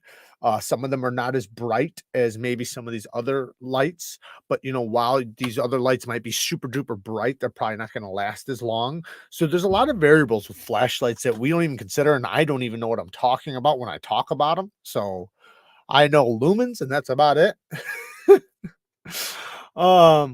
Stropping is like rinsing the plate with water. Sharpening is getting out the soap and sponge, and reprofiling the edge is like breaking out the Brillo pad. How many That was a good analogy. That was a good analogy. Well done. Well done, Ryan. I use stones for my sharpening, and I use soap for cleaning up later. This is the way. But yeah, it is kind of like the same thing. And also you can think of it like this too. Here's another way to look at it, right? You have a coffee table, right? You wipe your coffee table off often, right? From dust. Well, that's like stropping, right? But then, like, let's say after a few years, you're probably going to need to maybe even after a few years, every month or two, you're going to want to spray something on it and re-wax it a little bit, right? That's like honing. Well, then after a few years, it's going to have nicks and dings in it, and you're probably going to want to resand it down and refinish it. That would be like sharpening. Obviously, the time would be different, but Kaiser Sheepdog XL chipping issues from factory edge. What angle should I sharpen to strengthen the edge? Well, Steven, the thing is, though, is if it's a factory edge, I wouldn't be worried about toughening up your edge, because your edge is probably just burnt. So it's probably just a burnt edge. So I would say just resharpen it, period. I would do 17 degrees per side. That should be a good edge angle. Now, if you're still having chipping issues because of something you're doing or whatever, then just bring it up to 20 degrees per side. 20 degrees per side on that knife will be a nice tough edge, relatively tough. But 17 degrees per side for that particular knife will get you a happy medium where it's plenty tough, but also nice and slicey and very sharp. But I don't think it's the edge angle the reason why it's chipping, unless if you're tough on it. If you're saying that you're tough on it and it's chipping, then yeah, go 20 degrees per side. That'll probably be slightly lower than what's already on it, but like I said, a factory edge, when it starts chipping, in many cases, it's just because of the steel itself, because they use and trust me, and I've seen their sharpening. There's videos online. They throw motherfucking sparks, which is not what you want, right? If you see sparks when you're sharpening, that belt is going entirely way too fast. You know, it's one thing like if it's grinding and things like that at a certain point, but when you're talking about like you're finishing, you know, the you know, like with a satin finish or sharpening or anything like that, you do not want to see a bunch of sparks flying. That's way too hot. So it's probably a burnt edge. Hopping back on for a quick second to apologize for misspelling your name. Oh man, no problem. No, everybody does. It's just it's normal to me. I'm not worried about it. You guys can spell it however you want. I am having trouble finding the green micarta Boker Kanzai. Any recommendations? So Amazon usually has a lot of them, and then Blade HQ usually has a lot of them. So check my Blade HQ link down in the description. Then check the Amazon store, which would just be the Neeves Knives store. That's Amazon. And if that doesn't work, try Blade Ops. Blade Ops. And shout out to Blade Ops, by the way. I don't shout them out enough. I mean, I know I do sometimes, but we are an affiliate with them. They're linked down in the description. Awesome guys over there, man. Blade Ops is doing a hell of a job. And they're so cool, man. So they sent me some knives to check out, right? And I sent them back. And in the process of sending them back, I accidentally sent back a couple knives that I bought, that I literally paid for, right? Because for some reason I just forgot, got mixed up, thought they sent them to me, didn't realize I paid for them. They sent me a motherfucking check for them. They sent me a check thinking I was trying to return them because I wasn't happy. And it had nothing to do with that. I mean, you know, I mean, it's cool. I'm happy to have the money back because I only bought the knife for the videos, right? And that's a huge expense to keep on buying knives just for 1 or 2 videos. You'll go broke doing that shit. So they're awesome, man. Shout out to Blade Ops. Definitely check out their site down below. And I did want to check out. Thank you, Todd. I appreciate it. Yes, there's the link right there. Stab that like button. It's a border jumping anchor, baby. Oh, well, 201 T1 Pro is a 14,500 powered light sporting a 21K cannula. Nice. So let's check out really quick. Let me see. There we go. Dink, dink, dink. Oh, oops. Daniel Cad with another 5 bones. 135 of us in here and only 95 likes. Flick that knife button, that knife like button. Thank you, Dan. Yes, please hit the like button. I do appreciate it. So what I wanted to check out really quick while we're here, might as well take a look at it really quick. I think we looked at it the other day, but oh wait, no, this will be coming soon. So let me pull it up. If you guys have anything you guys want me to pull up and we can check out, we are almost to story time. So we're going to say story time here in a second. So I kind of wanted to check out this new knife from Civivi that's coming. This guy. So this thing looks pretty dope. And I got another thing to show you guys too. So just hang tight. So this thing's got thumb studs, a hole, and it's got the button lock, and it's got the integral back spacer. I'm not sure if it's FRN or G10. I think somebody said it was FRN, but it's just like their premium models from WE, except for these are going to be, I think, steel. The blade material is K110, which is kind of surprising to me. That's D2 aluminum. So it's going to be aluminum. I wouldn't pay attention to that blade steel material. I bet you that's just for the prototypes. It'll probably be 14C or Nitro V. So that looks awesome. You can pre-order them right now if you guys want to. Just hit the Blade HQ link. This is another thing I want to show you guys. Check this out. The Kaiser Sheepdog with a clutch lock. That's dope. And thumb studs and hole deployment. This is the small. Oh no, wait, 3.14. This is the medium size one, right? No, 2.6 inch. Why did it say 2.6 there and then 3.1 here? I don't know what size it is. They got me fucked up. So the overall length is 7.5. So that would be the larger one, not the XL, but the large one. But up here it says 2.6 inch blade, black. So that must be the mini. They don't know what they're talking about. Maybe they're going to do both, but pretty cool either way. I seen this on the thing. And then next, the incisor. So We Knife Co. has or had, I don't think they still make them, but the incisor. Now Civivi's doing one. Pretty dope. If you're into karambits, you can see it's got a wave feature, flipper tap, and reverse flicking hold. I have another knife that's kind of like this from who the hell is it from? Is it Fox Knives? I think Fox Knives. It's an Emerson design. It's pretty dope. But anyways, I figured we just check that out really quick. You guys can check out all the new releases through the Blade HQ link. Just click that link.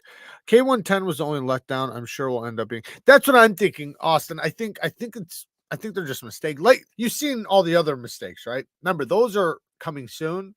So a lot of times they don't have all the information. But maybe it might be. I don't want to lead you guys to think it's going to be something it's not, but I've never even seen them use K110. I would think it's going to be Nitro V or 14C. That's what they've been using.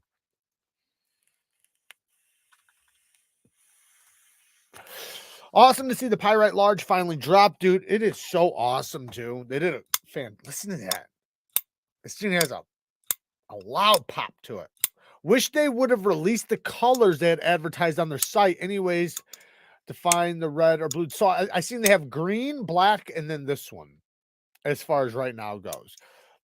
In some cases, they wait to see how they're going to do. And if they do good, they'll do different colors. And if not, then they'll just leave it the way it is. But this is my favorite one right here. So I'm happy with just this one. I know you want a different color, so hopefully they do. I think they have a green micarta, a black G10, and then this one. But man, this thing is so ergonomic. It's such a good knife. I like it a lot. A lot. Oh, we got Brad Lennox. Thank you, man. Donated 5 new members. Thank you, Brad. I appreciate it, man. Thank you so much. So tomorrow we do have a Bang Gang live sharpening tomorrow at 12:15 Central Time. We are about to get to story time here in a second. Chris Jones with the 2 bones, studs and holes. Is that for a porno? The stainless large pyrite model is nice. I had it as a carry knife yesterday. Very cool. I had a Wee Sentinel. That Sentinel Strike does look good on Canada's site. Says it will have Nitro V stone wash blade. There you go. Nitro V. That's what I figured. No doubt. Yeah, that's Petrified Fish. Go to Steel. Yeah. You're right. Petrified Fish uses K110. There's a couple other companies that use K110, and it's just D2. That's what K110 is. It's just another country's version of D2. Bow chicka bow wow. My last question before going to sleep: Deca clip point or Wharncliffe for EDC? Got my finger on the buy button. Go with the Wharncliffe. So the reason why I'm saying Wharncliffe is because with the clip point, it's got a bit of belly, and for sharpening purposes and for EDC purposes, that belly's not going to serve you that much. The tip is what's going to serve you the most with a pocket knife, because pocket knives, most of the cutting you do is with this portion of the blade. So if this happens to be a belly, it's not going to serve you very good, unless if you're hunting with it. If you're hunting and shit like that, skinning, then maybe. But for regular EDC, cutting rope, straps, cardboard, breaking things down, you'd rather a blade shape like this. And you don't have to treat this like 2 edges. Okay. I know you have the dual grind. You don't have to. Just treat it like 1 edge. It sharpens up just fine. So thank you for joining, though. I appreciate you joining. Yeah, for a knife is $100. Don't want D2 on it. That's true. Not unless if it's one of these bag knives, because I'll tell you what, man, I'm pretty happy with one of these. I know he is gonna do better steals on the new knives going forward, but man, this thing is so good. I love this knife. It's $120 and it's D2. Like I said, they are going to be doing more steals. So because he knows he's heard the bitching. He's heard the bitching. Fireworks starting already. Freedom rules. Yes, it does. Freedom definitely rules. Shout out to Freedom. How many times have you accidentally said gang bang instead of bang gang? A few times. Few too many times. I have to think about it every single time. I should just write it down underneath here so I always read it. And every time I go to say it, I just read it rather than say it. All right, so before we get to story time, 141 people in here, let's talk about fragrance of the day. So today I wanted to wear something a little bit different, a little bit out of the ordinary, and I wore a Middle Eastern fragrance, but it doesn't smell like a Middle Eastern fragrance. That's the thing. Not at all. HAWAS for him. Like I said, it is a Middle Eastern fragrance. You can see down there. It's super duper sweet. So those of you that don't know, we do fragrance of the week. And here is the note breakdown. I do have it linked down in the description. So the top note is fruity, and that is for sure. It's definitely sweet. It's a sweet, fruity top note. Citrus, yes. Aquatic, yes. Amber, yes. Fresh, yes. Warm, spicy, no. There's no warm, spicy in here.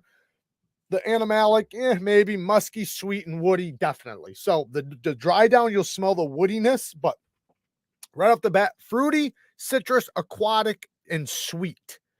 And, you know, slight woody. That's what I get from it. It's definitely a beast mode fragrance. It's a fragrance that will last for hours and hours. It's definitely a people pleaser. It's a crowd pleaser. You might, right off the bat, when you first spray it, you might think like, is that a men's fragrance? Because it is sweet.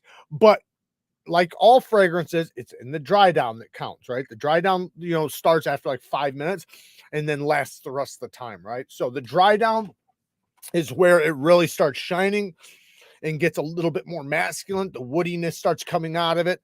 But right off the bat, it's super duper sweet and powerful. So it's not one that I would say that, man, it's so good. It's definitely one that would go good like on a date. It's not an office fragrance though. So not an office fragrance. It's a little too sweet for that.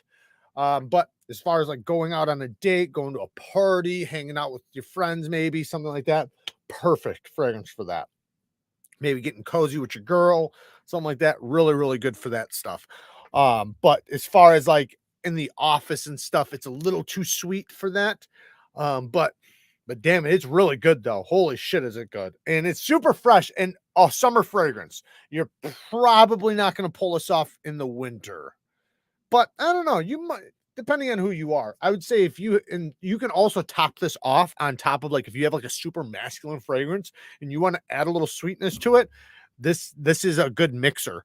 I also had I wasn't gonna really talk about it because for some reason like it's so expensive, but YSL Electric.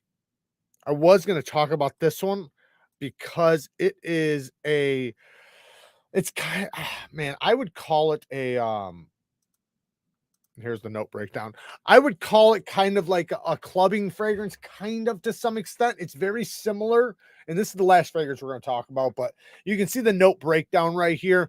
But it's kind of minty and sweet. It's sweet, minty, and woody all at the same time, and a little bit leathery too.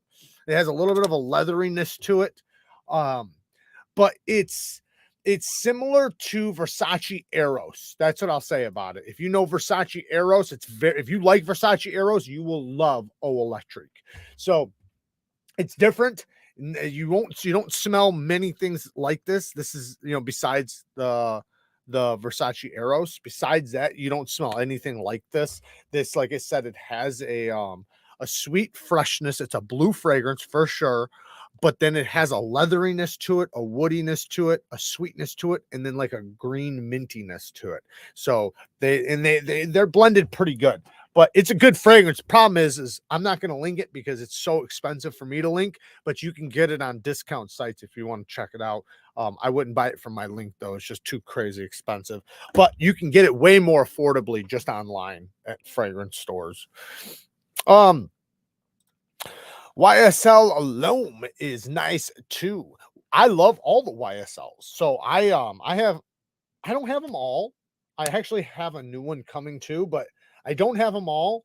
But the YSLs, man, yeah, I love YSLs. YSLs is one of the best fragrance companies or best fragrance lines that that I can think of. I have, like I said, I have almost all of them because they're all different. They all have like something to them that's similar, but then they all have something different. Like the Parfum is probably my favorite. YSL Parfum. Website is that does the smell breakdowns. I want to share it in the chat so the folks at home can explore it. So that is on it's Frey here. Let me just go like this. This is the site, and then you can grab the link for the entire store, but it's Fragrantica or something, and then that's the thing that does the note breakdowns. If you type in any fragrance, just look for this site after you type it in. Like, say if you type in YSL Loam, look like through the search results, and you'll see Fragrantica or whatever, and then just hit the button, and the note breakdown should pop up. Jared, have you tried any Smoky fragrance? I don't think so, Jeffrey. I don't think so. At least I can't think of it. I've tried a lot though, man. I got a lot of fragrances. I'm probably pushing over 100 right now. And then I always have more coming too. So, got too used to being in a scent-free work environment that now I still only use alcohol as aftershave. Yeah, I would say if like I understand that because I worked in an environment like that too for a while where you weren't allowed to wear things because it was in a nursing home and stuff, and they didn't want, not that people couldn't smell good. I still smelled good and stuff, but you didn't want to be trapped in like little rooms because you were in rooms confined with people. But if you're out of that, Todd, I'd try to dip your toes into something. You don't have to start off like crazy and get a whole bunch, but start off with something that's a crowd pleaser, something that's an easy buy, something that no matter what, everybody will love, including yourself. And whether you want a super masculine fragrance or a fresh fragrance, I would recommend going blue. Go with a blue fragrance because a blue fragrance it's a fresh fragrance. So typically those are the most recommended, or sorry, the most complimented, the most pleasing, the most everything. Versace Dylan Blue is like my number one blue fragrance I recommend, but Versace Loam is really good. Lots of Versace's are good. There's so many great fragrances out there. And then if you want like a super masculine one, man, I got tons of recommendations for that too. And Versace Dylan Blue is a super masculine fragrance, by the way, but it's a nice, fresh, crowd-pleasing fragrance. One of the most complimented fragrances of all time. I had a really good tuxedo clone called Mustache. There's a lot of good clones because that's the thing is they're allowed to clone because you can't patent a scent. So since you can't patent a scent, any company, they just can't clone the bottle. So they can't copy your bottle, at least not to a T, but they can copy your scent. My sense of smell is basically non-existent thanks to sinus issues, but the low dizzy pour home seems pretty good. Huh. I have to try it. Amber Smoke was on Hit It Blade Show. Ask Bama Knife Guy. Me and Bama were actually talking fragrances earlier. I got him. He's gonna probably get the Versace Dylan Blue. I recommended that to him, and then I recommended him the 1 Million Lucky. Two of my most favorite fragrances. Those, you know what? I'll tell you what, Dan. The one you had me spray, not the one you gave me. Well, when we were at the house, you had me spray this one, and I smelt it. And at first I was like, not really my style, but I could not stop smelling it after that. And I actually started craving it. It was one of the ones you took with you. It was actually really, really good. That dry down was amazing. Obsession's still good. Used to be my go-to. I don't which one's Obsession? See, I don't know all the names by heart. I know a lot of them, but I don't know who makes Obsession, but I would say if like there's classics, there's just fragrances that are classics. They'll always be good, but there is times where like this is out of style, right? And then there's things that are in style. So there's things that'll always be timeless, right? No matter what, they'll always be good. They can never go bad. But then there's fragrances that move with the times, right? They're good for this time. So you want to get something that's either timeless or something that's good with the times. Because otherwise, what you do is you'll smell like an old man, right? And that's what you don't want. Even if you're an old man, like you want, like it doesn't mean you don't want to smell mature. Because you know, if you're an elderly man, you want to smell mature, but it doesn't mean you want to smell like an old man. And you know this fragrance of that. Like everybody knows what their grandpa smelled like, or their great grandpa, or whatever. So finding something that's mature, like Cedric Boise, that's a really good mature fragrance that's super masculine and very popular. It's kind of expensive, but I definitely recommend it. It's really, really good. I wear the shit out of it. Kara fucking loves it. Oh, by Calvin Klein. So I would say that, yeah, that's probably still pretty good. The problem with it is I don't think it lasts very long. So that one was a super popular one for a very long time, and it sparked a whole bunch of other fragrances. I would say right now, if you liked that one, try Coach for Men. Try that one. Coach for Men. You will love it. All right, so let's get into we have about 15 more minutes. Let's do a story time. Unless if you guys just want to chit chat about other shit, but if you guys are ready, we can do story time. Yeah, what can Supremacy Gold? Thank you for the 5 bones. The powdery ombre oud or insurrection tobacco. I think the tobacco and cognac, that one. The tobacco and cognac. Holy shit, man, that thing had me going.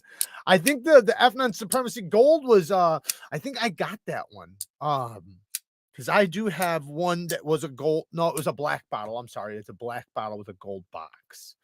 But no, the one I'm talking about is the tobacco and cognac. Holy shit. That thing had me like at first I was like, yeah, not really my style, but I could not stop smelling it. Like it had me going. And I'm talking about for like the next 2 hours. And when it wore off, I was kind of upset that it was gone. If you been gay, you are still gay. Bud Light, this is the way. Say shots for anyone. F9 Supremacy Noir. That's the name of it. Is that the name of the cognac, tobacco and cognac, or insurrection tobacco and cognac? I'm just gonna look it up. I'm gonna see if I can get it. Let me write it down really quick. Give me 2 seconds, guys. Insurrection and tobacco and cognac. Cool. All right. Get yourself some High Karate by you guys are lit tonight. Let me tell you, you guys are lit. Oh shit, I forgot to tell you guys. Yes, damn it. Chris Jones, thank you so much, man. You are the shit. Yes. Go to my somebody link my original goat link. They had just dropped aluminum and titanium scales for the AD10. If you have the Cold Steel AD10, check out my affiliate link down in the description for original goat. Maybe I'll just grab it really quick. So you can go there. They have the scales right now, titanium and aluminum. They just dropped. I think it's 6 o'clock Central Time. Pisses me off. I was supposed to do a post, or Kara was supposed to do it. I'm not sure if she got to it or not, but just in case, I'm just going to grab it. You can save 15% off using my affiliate link. So here's, thank you. See, I didn't even have to do it. Todd's on it. Todd, thank you, man. I appreciate it. Yes, 15% off if you guys want to get it. I gave away my 8010. I actually am thinking about buying one just to get the scales. Isn't that crazy? I'm thinking about buying one just to get the scales because you want to talk about a beast of a knife. Putting aluminum or titanium scales on the 8010, holy shit. That'll make that thing so badass. Bones to the rescue. Yes, Bones to the rescue. Thank you, man. Thank you so much. It's I was supposed to make a post on that, and now I'm kind of upset that I didn't because I hope they're not sold out already. I try to stay on top of that shit with you guys, and man, sometimes I just, things slip through the cracks. And I try to stay up to date. I really hate it when something drops and then I didn't even get a chance to tell you guys. So I try to stay up to date. Okay, so yeah, but don't forget my my discount code. You can use my discount code NEEVESKNIVES. Or is it just Neeves? Just Neeves. Just Neeves is the discount code. I copy the link to my clipboard before the live. Todd, you're on top of it, man. Thank you. So, should we do fucking story time? You guys don't seem like you guys want to do story time tonight. It was just a short one anyway. So, I wasn't talking about time. I got jumped in high school in the hallway by a bunch of dudes. Obviously, wasn't girls.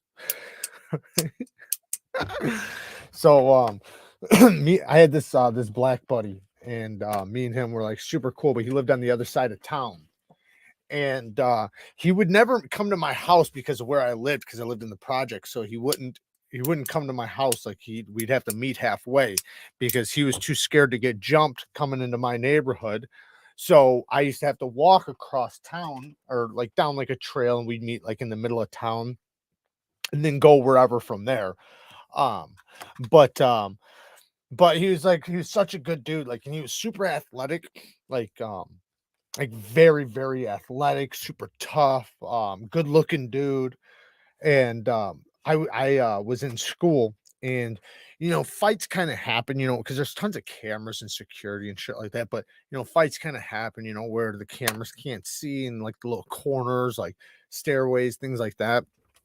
And like a few days before this, I had gotten into it with somebody, and no hands were thrown or anything, but there was a lot of shit talking, right? So I had a good idea that they were probably gonna fucking try to jump me later, which they did. And I was coming through the hallway, and like it was like 4 or 5 of them. They got me like like going through like around this corner where there's no cameras or whatever, and squared up with me. And, I'm sitting there talking shit. They're talking shit to me. And then they start throwing hands. So I start throwing hands. So now I'm obviously fighting 4 guys. So I'm getting my ass kicked, right? To some extent. But I'm holding my own though. And then my buddy, my good buddy, and it's cool because it was 4 or 5 black kids I was fighting, not like that matters or anything, but my buddy was also black. So it was pretty cool like that. He came into my defense, against them, which not that he wouldn't, because that's the way I grew up, whoever your boys are, that's who you defend. And this is also why I act the way I do, because it's like, when you have your boys, or, your people, man, you defend them like you would family. Anyway, so I didn't hear it because I was in the middle of fighting, but somebody told me afterwards that like he yelled something. I can't remember because it was so long ago, but he yelled something like that I remember. I thought it was cool as shit at the time. Like, I don't know, like you're not jumping him without me or something like that. And he just came in, just like jumping over the top people. Like I said, he was super athletic. He was a badass, and he starts cracking skulls. So then me and him, were 2 guys fighting 4 or 5 guys. I don't remember. It didn't last very long, but when you're in a fight though, 30 seconds feels like an hour. Like, it feels like it's so long. It was probably 45 seconds, maybe a minute and a half max. It's hard to really think of time, when you're in a fight. But I remember thinking though afterwards, like how fucking cool that was. Like that he jumped in to fight 4 or 5 people like with me. But like that's a friend, man. And that's and it's sad because something happened to him. I'm not sure exactly what, but I don't know if he had something inherently wrong with him, that just wasn't that, like, that you couldn't like be detected. And then I don't know if he did some drugs and it fucked him up, but he wound up like getting like fucked up for life. And like I don't know, I haven't seen him in so many years, but at the time, like a couple years later after this, you know, like maybe like 6 months, a year after I hadn't seen him for a while, I heard like that he was like fucked up, and then I had seen him, and like he wasn't the same, like completely different, like the way he talked, the way he looked, the way he acted, everything. It was almost like a mental condition came out of him, and people were saying that he like had taken like too many drugs or something and got fried. I don't know how true that is. I don't even know how true that could be.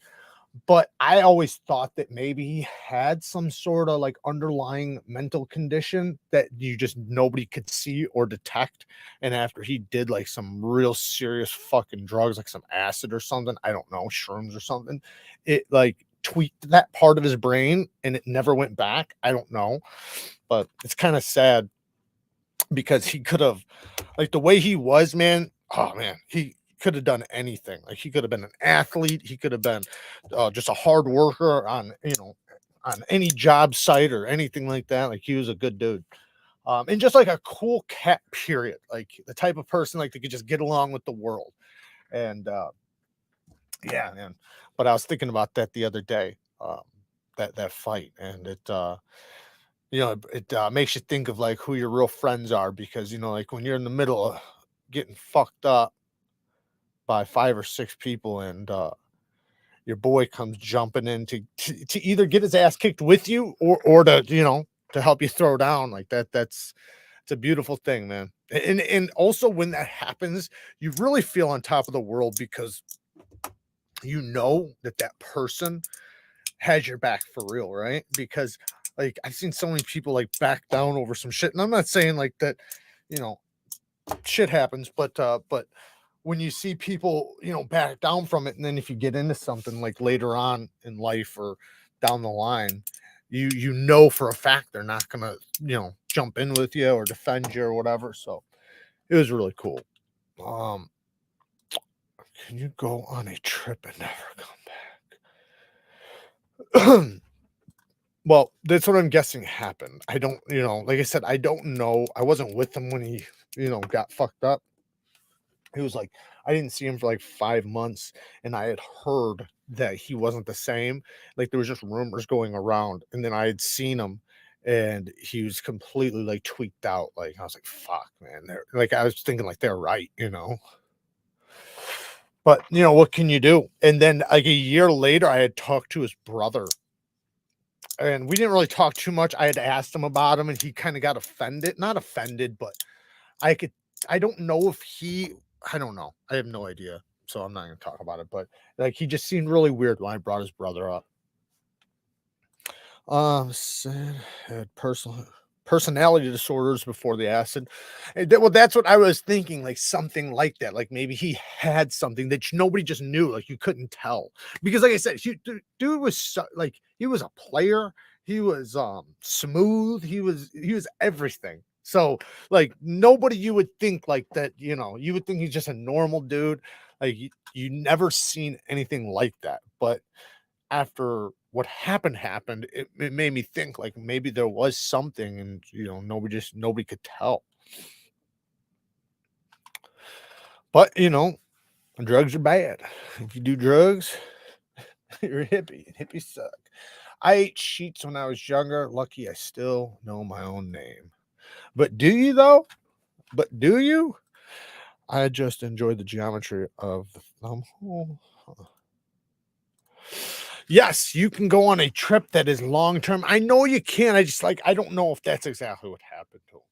You know, it's sad. You know, and I think about it now. Like if I ran into him, you know, because you feel like there's like a connection because of like the things like I said that we've been through. But then you think about like what can you do, right? There's nothing you can do. That was 20 years ago or whatever. So it's like it's so long ago. But yeah. It takes one Coke endured party, and then you just chase that dragon. Could be anything. Yeah, yeah. I don't know. I don't think it was that. I heard that it was something to do with acid or shrooms. That's what I heard. But I don't know if it's true, though. You know, you don't know what's true, especially when it's so long ago. You know, it's like you're trying to remember. But I do remember that was the case. That I heard he had a bad acid trip, and then he just was never the same. That's what I heard. Man, after the 10 more weekend, I wasn't the same for 6 months. 10, wow. 10 in a weekend. That's crazy. But I also know someone that drank a Visine bottle of LSD 25. Oh, wait, 25 over 200 hits, still alive. That shit's crazy to me. That's nuts. But I know people who did shit like that too.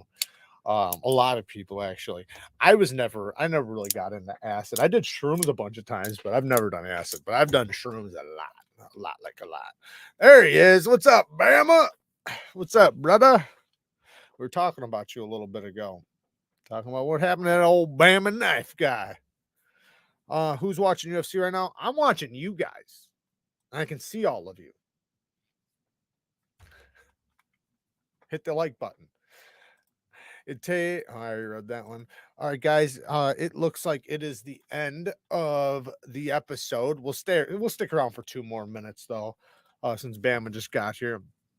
I know what you mean, guys. I went to school were like 2 brothers to me. They got into the hard stuff and their minds weren't the same afterwards. Almost didn't know them.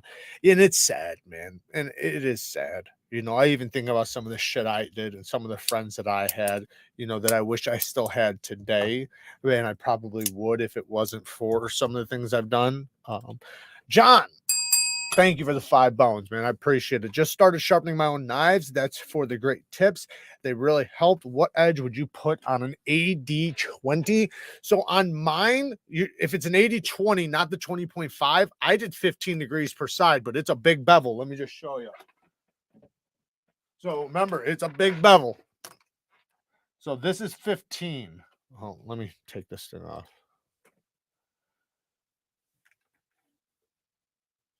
You see how big the bevel is? It's a big bevel. So I would say 15 to 17. You don't want to go with a high angle because it's so thick. It's so thick behind the edge, and it's already tough. That's my point. Like, you don't need a tough edge. The geometry is tough. So it's super thick as a brick. So you might as well go with a low angle and then bring out that high level of sharpness. Like mine's super, super sharp. But that's what I would do, 17 to 15. Now, if it's the 20.5, then 17. You can do 15 too. I did 15 on mine originally. But I have a new blade on mine, so my geometry is different now. But I would go anywhere between 15 and 17 just because they're thick. They're thick. You're going to have a big bevel, though. So, you know, you got to decide if you don't want a big bevel. Like, I like big bevels. Big bevels equal sharpness to me. So I like big bevels. Right, exactly. See, Fiend knows. But if you don't like the big bevels, like me and Fiend, then go 17. 17, it'll still be a decent size, but it won't be, you know, it won't be ridiculous. Dukes of Hazzard. What's up, Fuggins? Thank you for the 2 bones. I appreciate it. I cut out almost everyone who I knew was doing drugs back in the day. My mom would have murdered me for real if she caught me around drugs, and I liked living too much. Yeah, that wasn't my case. I am watching my niece 6 and 8 having a blast. They stayed with us for the weekend, acting goofy and eating candy. There you go. Hop them up on candy and Mountain Dew right before nighttime. It's a good idea. Fuck it. My mom got heavier stuff now on prescription than I ever took. That happens, especially with age. With age, a lot of people do. Yeah. I mean, I was always surrounded by that stuff my whole life. I don't really even remember a time when I wasn't. And just like surrounded by everything. Not even just like drugs, just like everything, you know. guns, drugs, violence, fucking everything you can imagine. Like I was surrounded by my entire life. That was just what I was raised into and what I knew. Like it even now I think about some of the things I thought was normal. Even when I met Carol, like there were times she was like, it's not normal, right? And I'm like, of course that's fucking normal. And she's like, no, it's not normal. But it's what you know, right? Hope I get the good shit when I get old. Everybody does. Everybody hopes they get the good shit when they get older. Depends on how you're using it. For a slicey edge, go thin. To keep the strength and hard use, stick around 20, I'd say. Yeah, I mean, yeah, you're right. Yeah, if you're planning on hard using it, yeah, 20 degrees. I think 17 would still be good though, because Todd, it's so thick behind the edge. At 17, it's still gonna be 25, 30 thousandths behind the edge. So I don't think 17 would be a big deal. Even like with mine, like at 15, oh my goodness, I don't even know. It's probably 45 thousandths or something, 40 thousandths behind the edge. So that's why I don't think it really matters. Like that's still a tough edge right there with the 15. If it was thin, I would say, yeah, then it's fragile. But yeah, if you're wanting to be super tough on it, like, impact and shit, yeah, 20 degrees would be really good. It'll still be nice and big because it's so thick. 20 degrees is still a pretty big bevel for that thickness, because geometry always plays a huge part into your edge angle and what edge angle you want depending on what you're doing with it. What's the highest dose of Oxycontin you ever took? Oh fuck, I shouldn't even say, because I don't fucking know. Fucking I went to heroin, so more than most people would survive from. Absolutely. Shit, I used to eat fucking full fentanyl patches, the hundreds too, and like candy. Like I'd eat 2 or 3 of them without a problem, not even fucking blink an eye, and I'm not exaggerating. And I did that regularly. Bad habit, Tonto blade is nicely shaped. But yeah, that's how people wind up on fucking heroin, is because there's nothing strong enough for you. Oxys they're weak. They're too weak. Like you have to eat so many of them. And then same thing like with fentanyl, everything. Like everything's just so, it winds up making your tolerance so high that the only thing left that's gonna help you is the worst of the worst. Sobriety is a beautiful thing. Absolutely. It's such a beautiful thing. I am I feel very, very blessed. Like I have not just a fresh start, but I feel like God's given me a second chance. And I've had too many second chances. That's the thing, like I should be in prison. I should be dead. I should be in prison. The addiction aside. So I definitely feel like I have a second chance, and I feel very blessed for it. And I am not going to fuck that up. I take that very seriously. Yeah, so that wouldn't have done nothing to me, to be honest. You would have barely got my sick off at one time. Even if they were the 10s, wouldn't have mattered. And I've done it. I did that. Like I took over 20 just to get my sick off, and it barely even did that. But that's when, like that, and that's when like you're fucking, it's getting bad. Like, yeah, like taking 6 10s was nothing for me, like nothing at all. Yeah, or died in prison, yeah. But that's what I mean. Like I could think of many times where I definitely could have died. I definitely could have been killed or died or whatever. And I should definitely be in prison for the rest of my life. That's just a fact. So I'm definitely blessed. Very, very, very, very fucking blessed. Yes, I'm 37.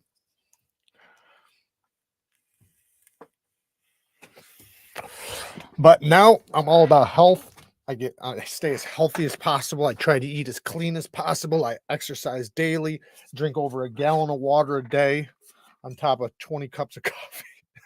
It's probably my worst thing is coffee. I'd be fucking some coffee up, and my vape. my vape. I actually picked up some of these. I'm hoping to start backing off the vape a little bit. I'd like to, because I'm trying to be as healthy as possible. I want the years back because I know with the things I've done, and not even talking about just like but drug related too. Like I've taken a couple years off my belt. So, and then when you consider all the construction I did and like the stress I've put on my body and mentally and physically, the shit that I've been through, like I've taken years off my life. So I want those years back. And the only way I can get them back is by being as healthy as possible. No, I mean, when I was at Blade Show, I had some drinks, but I never got drunk.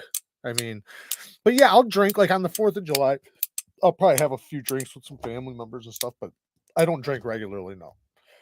Like it'll probably be a couple times a year I'll drink just, for like an occasion. But that's it though.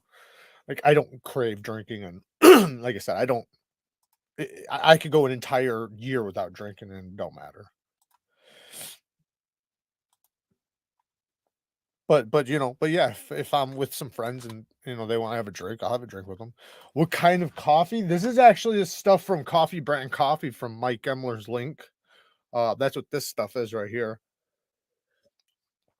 Coffee Brand Coffee. Check out Mike Emler's channel. He's got a link for it. It's really good shit too. I'm happy with it. I'm gonna get some more. How, Jared? I know you could quit vaping today. No patches or alternatives. You know you can too. I don't know. It's tough, man. It's because that's the one thing I got. Do you think your past bad decisions have become helpful to you because you know what happens firsthand? Like it gives your words weight and gives you motivation.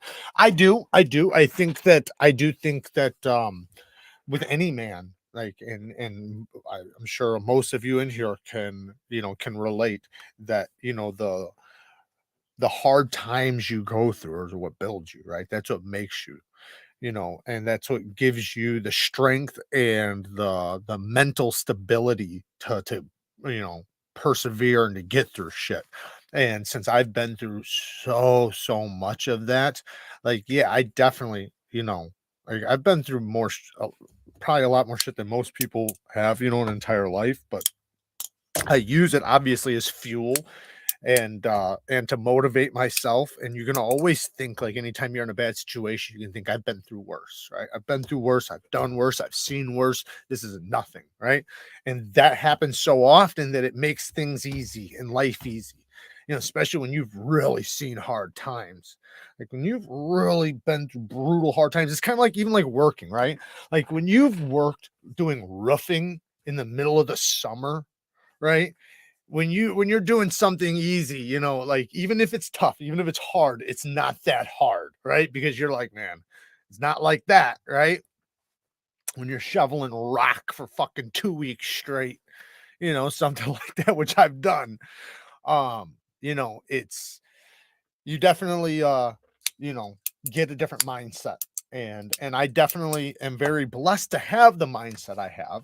I'm very thankful for everything. Like I'm very thankful that I have the mindset I have, that I've gotten the intelligence I have after everything that I've seen and been through, because I could easily, like I said, I should be in prison right now. And you know, I could easily be a lot of different things right now, but I'm very blessed to be where I'm at, very blessed to have the mindset that I have, especially.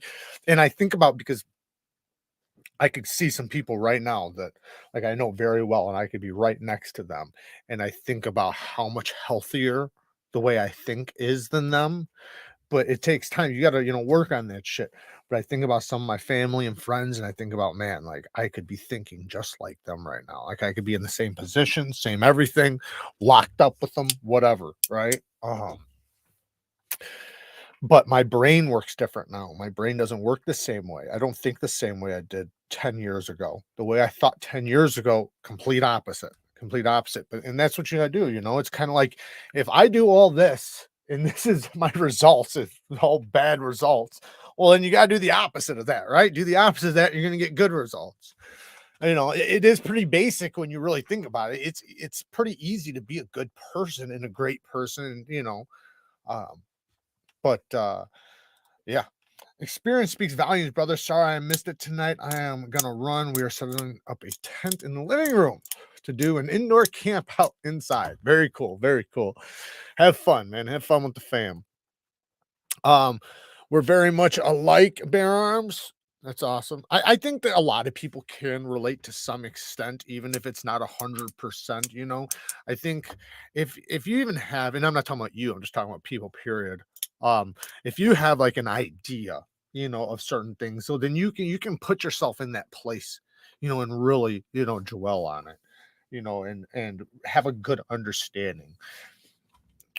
Especially when you've been through like enough. Where are the bodies?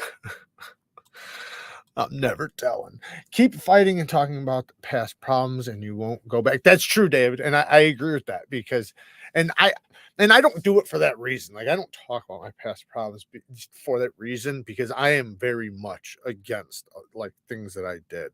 Like I'm not saying like it's kind of hard because you know it's gotten me here. So in some cases I am very very blessed, but I've definitely done some things that you know I think are so horrible now and so egregious and so everything that like my brain, like I said, works completely different. Not the same person.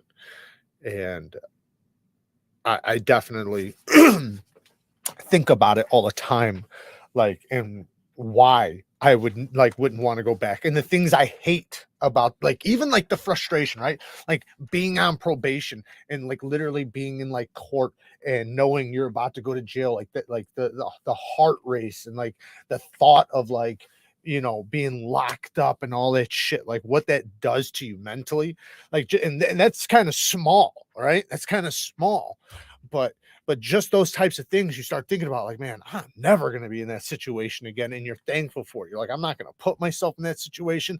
I won't even, you know, have to worry about that unless it's something like so crazy happens that it's out of my control. But, you know, as far as what's in your control, you think about like, man, I'm so thankful I don't ever have to fucking worry about, you know, shit, sleeping on a fucking bullshit mattress all night, worried about, you know, who's my celly.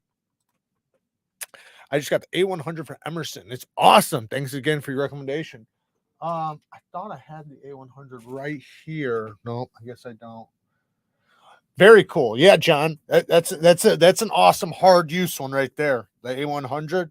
I'm thinking about getting some micarta scales from mine. I've seen some people on Instagram, and you can probably find them if you look around on Instagram. There's somebody who's making micarta scales for it, even titanium scales. Maybe the titanium ones I should get. Sometimes remembering a horrid memory can make you relive it for a few seconds. Oh, for sure. I can, like, there's times where I can smell, taste, like literally smell, and I can taste the environment of like where I used to be, like places and different things. See you later, Bama. Take it easy, brother. But yeah, there's times when I literally can taste it and smell. And sometimes I'll smell something and it'll bring me right back to that place. And you know, and even the emotion, like the mindset, the way my brain was thinking, everything. And it fucking makes you resentful, like resent like being like that. And sometimes, you know, it's just, you know, a memory, but other times like it really makes you almost disgusted, like you feel dirty, you feel just filthy. The 100% all in behavior traits that lead to addiction can also be used to be successful. Nothing ever done half-assed. That's very true. And I think that goes with a lot of different things too. You know, it's somebody somebody said it to me a long time ago. They were like, if you ever want to know how to make money, right, to ask a drug addict, because a drug addict has thought of every which way possible to make money. So like it's nearly impossible for them not to know how to make money anytime, at any time, any moment, right?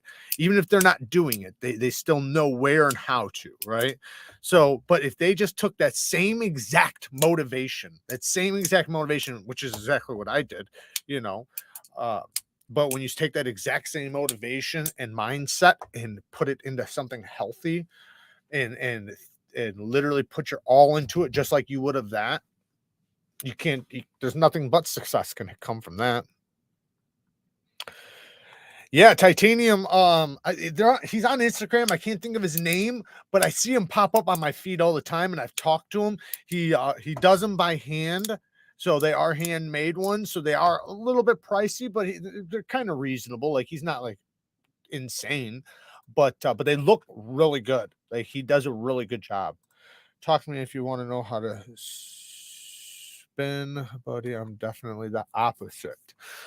Well, I've definitely taken some huge strides. So Daniel Cad with the 10 bones. Thank you, brother, for self-improvement over habits. I believe you can. You have more than vape. It's not the only thing you have, buddy, even though it is still a legal habit, it is still a habit. Break all chains. I agree, and trust me, I want to very badly. But what I meant was that I was smoking, a few packs of cigarettes before I went to this. This was definitely so much better for me than what I was doing. So I'm just, I'm progressing towards that, and I eventually will, because it's in my head so much of stopping that I'm definitely gonna start, easing off and eventually just get off of it, and probably start taking these or something for a little while until, these are just it's just a little pouch, and it's just a nicotine pouch you put in your lip, but you can swallow it. You don't have to spit, and they're pretty good. They're not bad.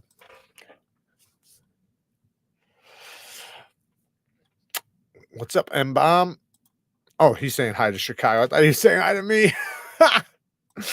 Thank you, Chicago. I appreciate it. Just purchased a buck 841, and the flip action is very slow. Any thoughts to improve it? The 841 buck 841. Let me see which one this one is. Oh yeah. So I have mine's a different one. So I have the probably the upgraded version of this. But yeah, one, oil your detent ball, oil your detent. That's one thing. Yours probably doesn't have the detent nub. Mine has the detent nub because it's the but yours might. I don't know. But one thing I'd say is oil your detent ball or your detent nub if that's what you have. Oil the pivot and use the push button method. Don't use the light switch. Use the push button method. It'll rapidly go. I have one still, and mine has really good action. Probably the best action out of any buck I've had.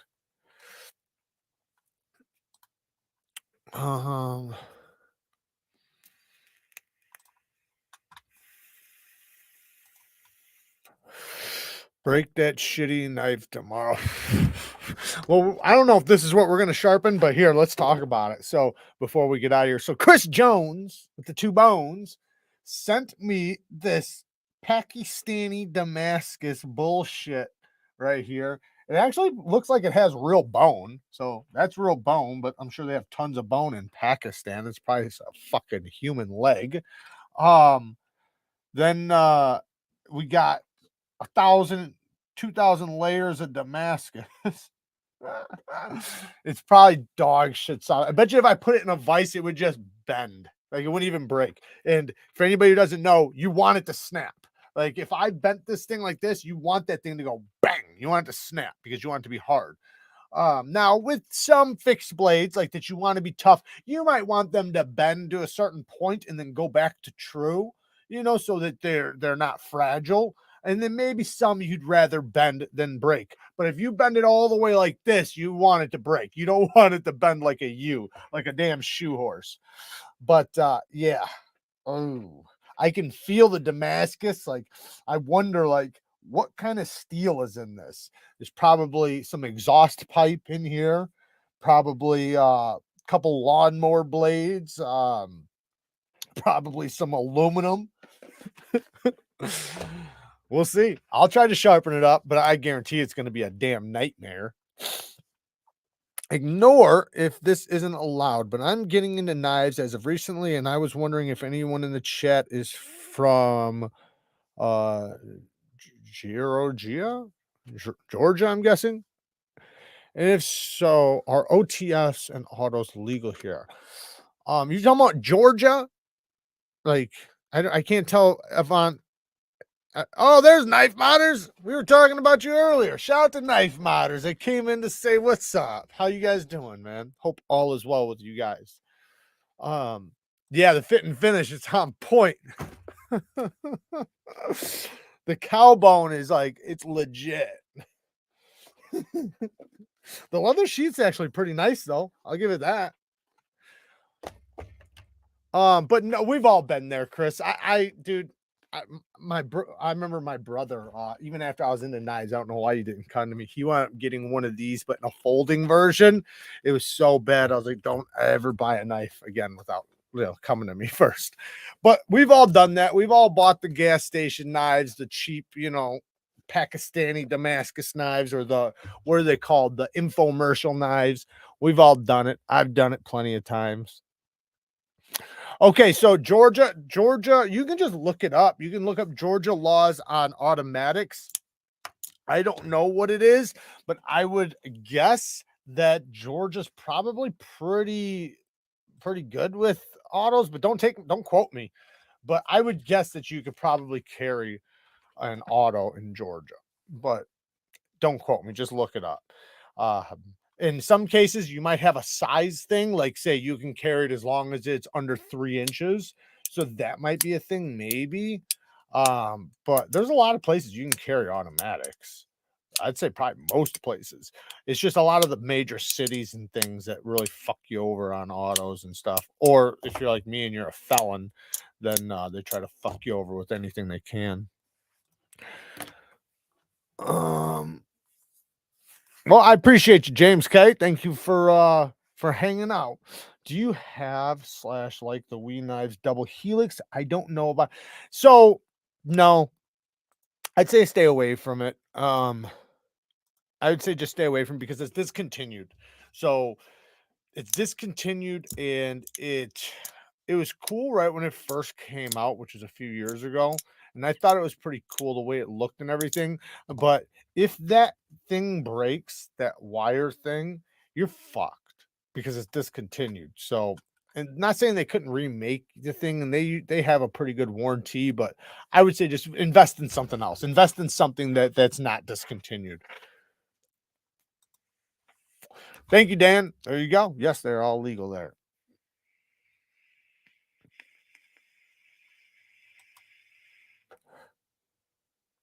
All right, guys, let's take off. I appreciate all you guys hanging out with me all night and talking the shit.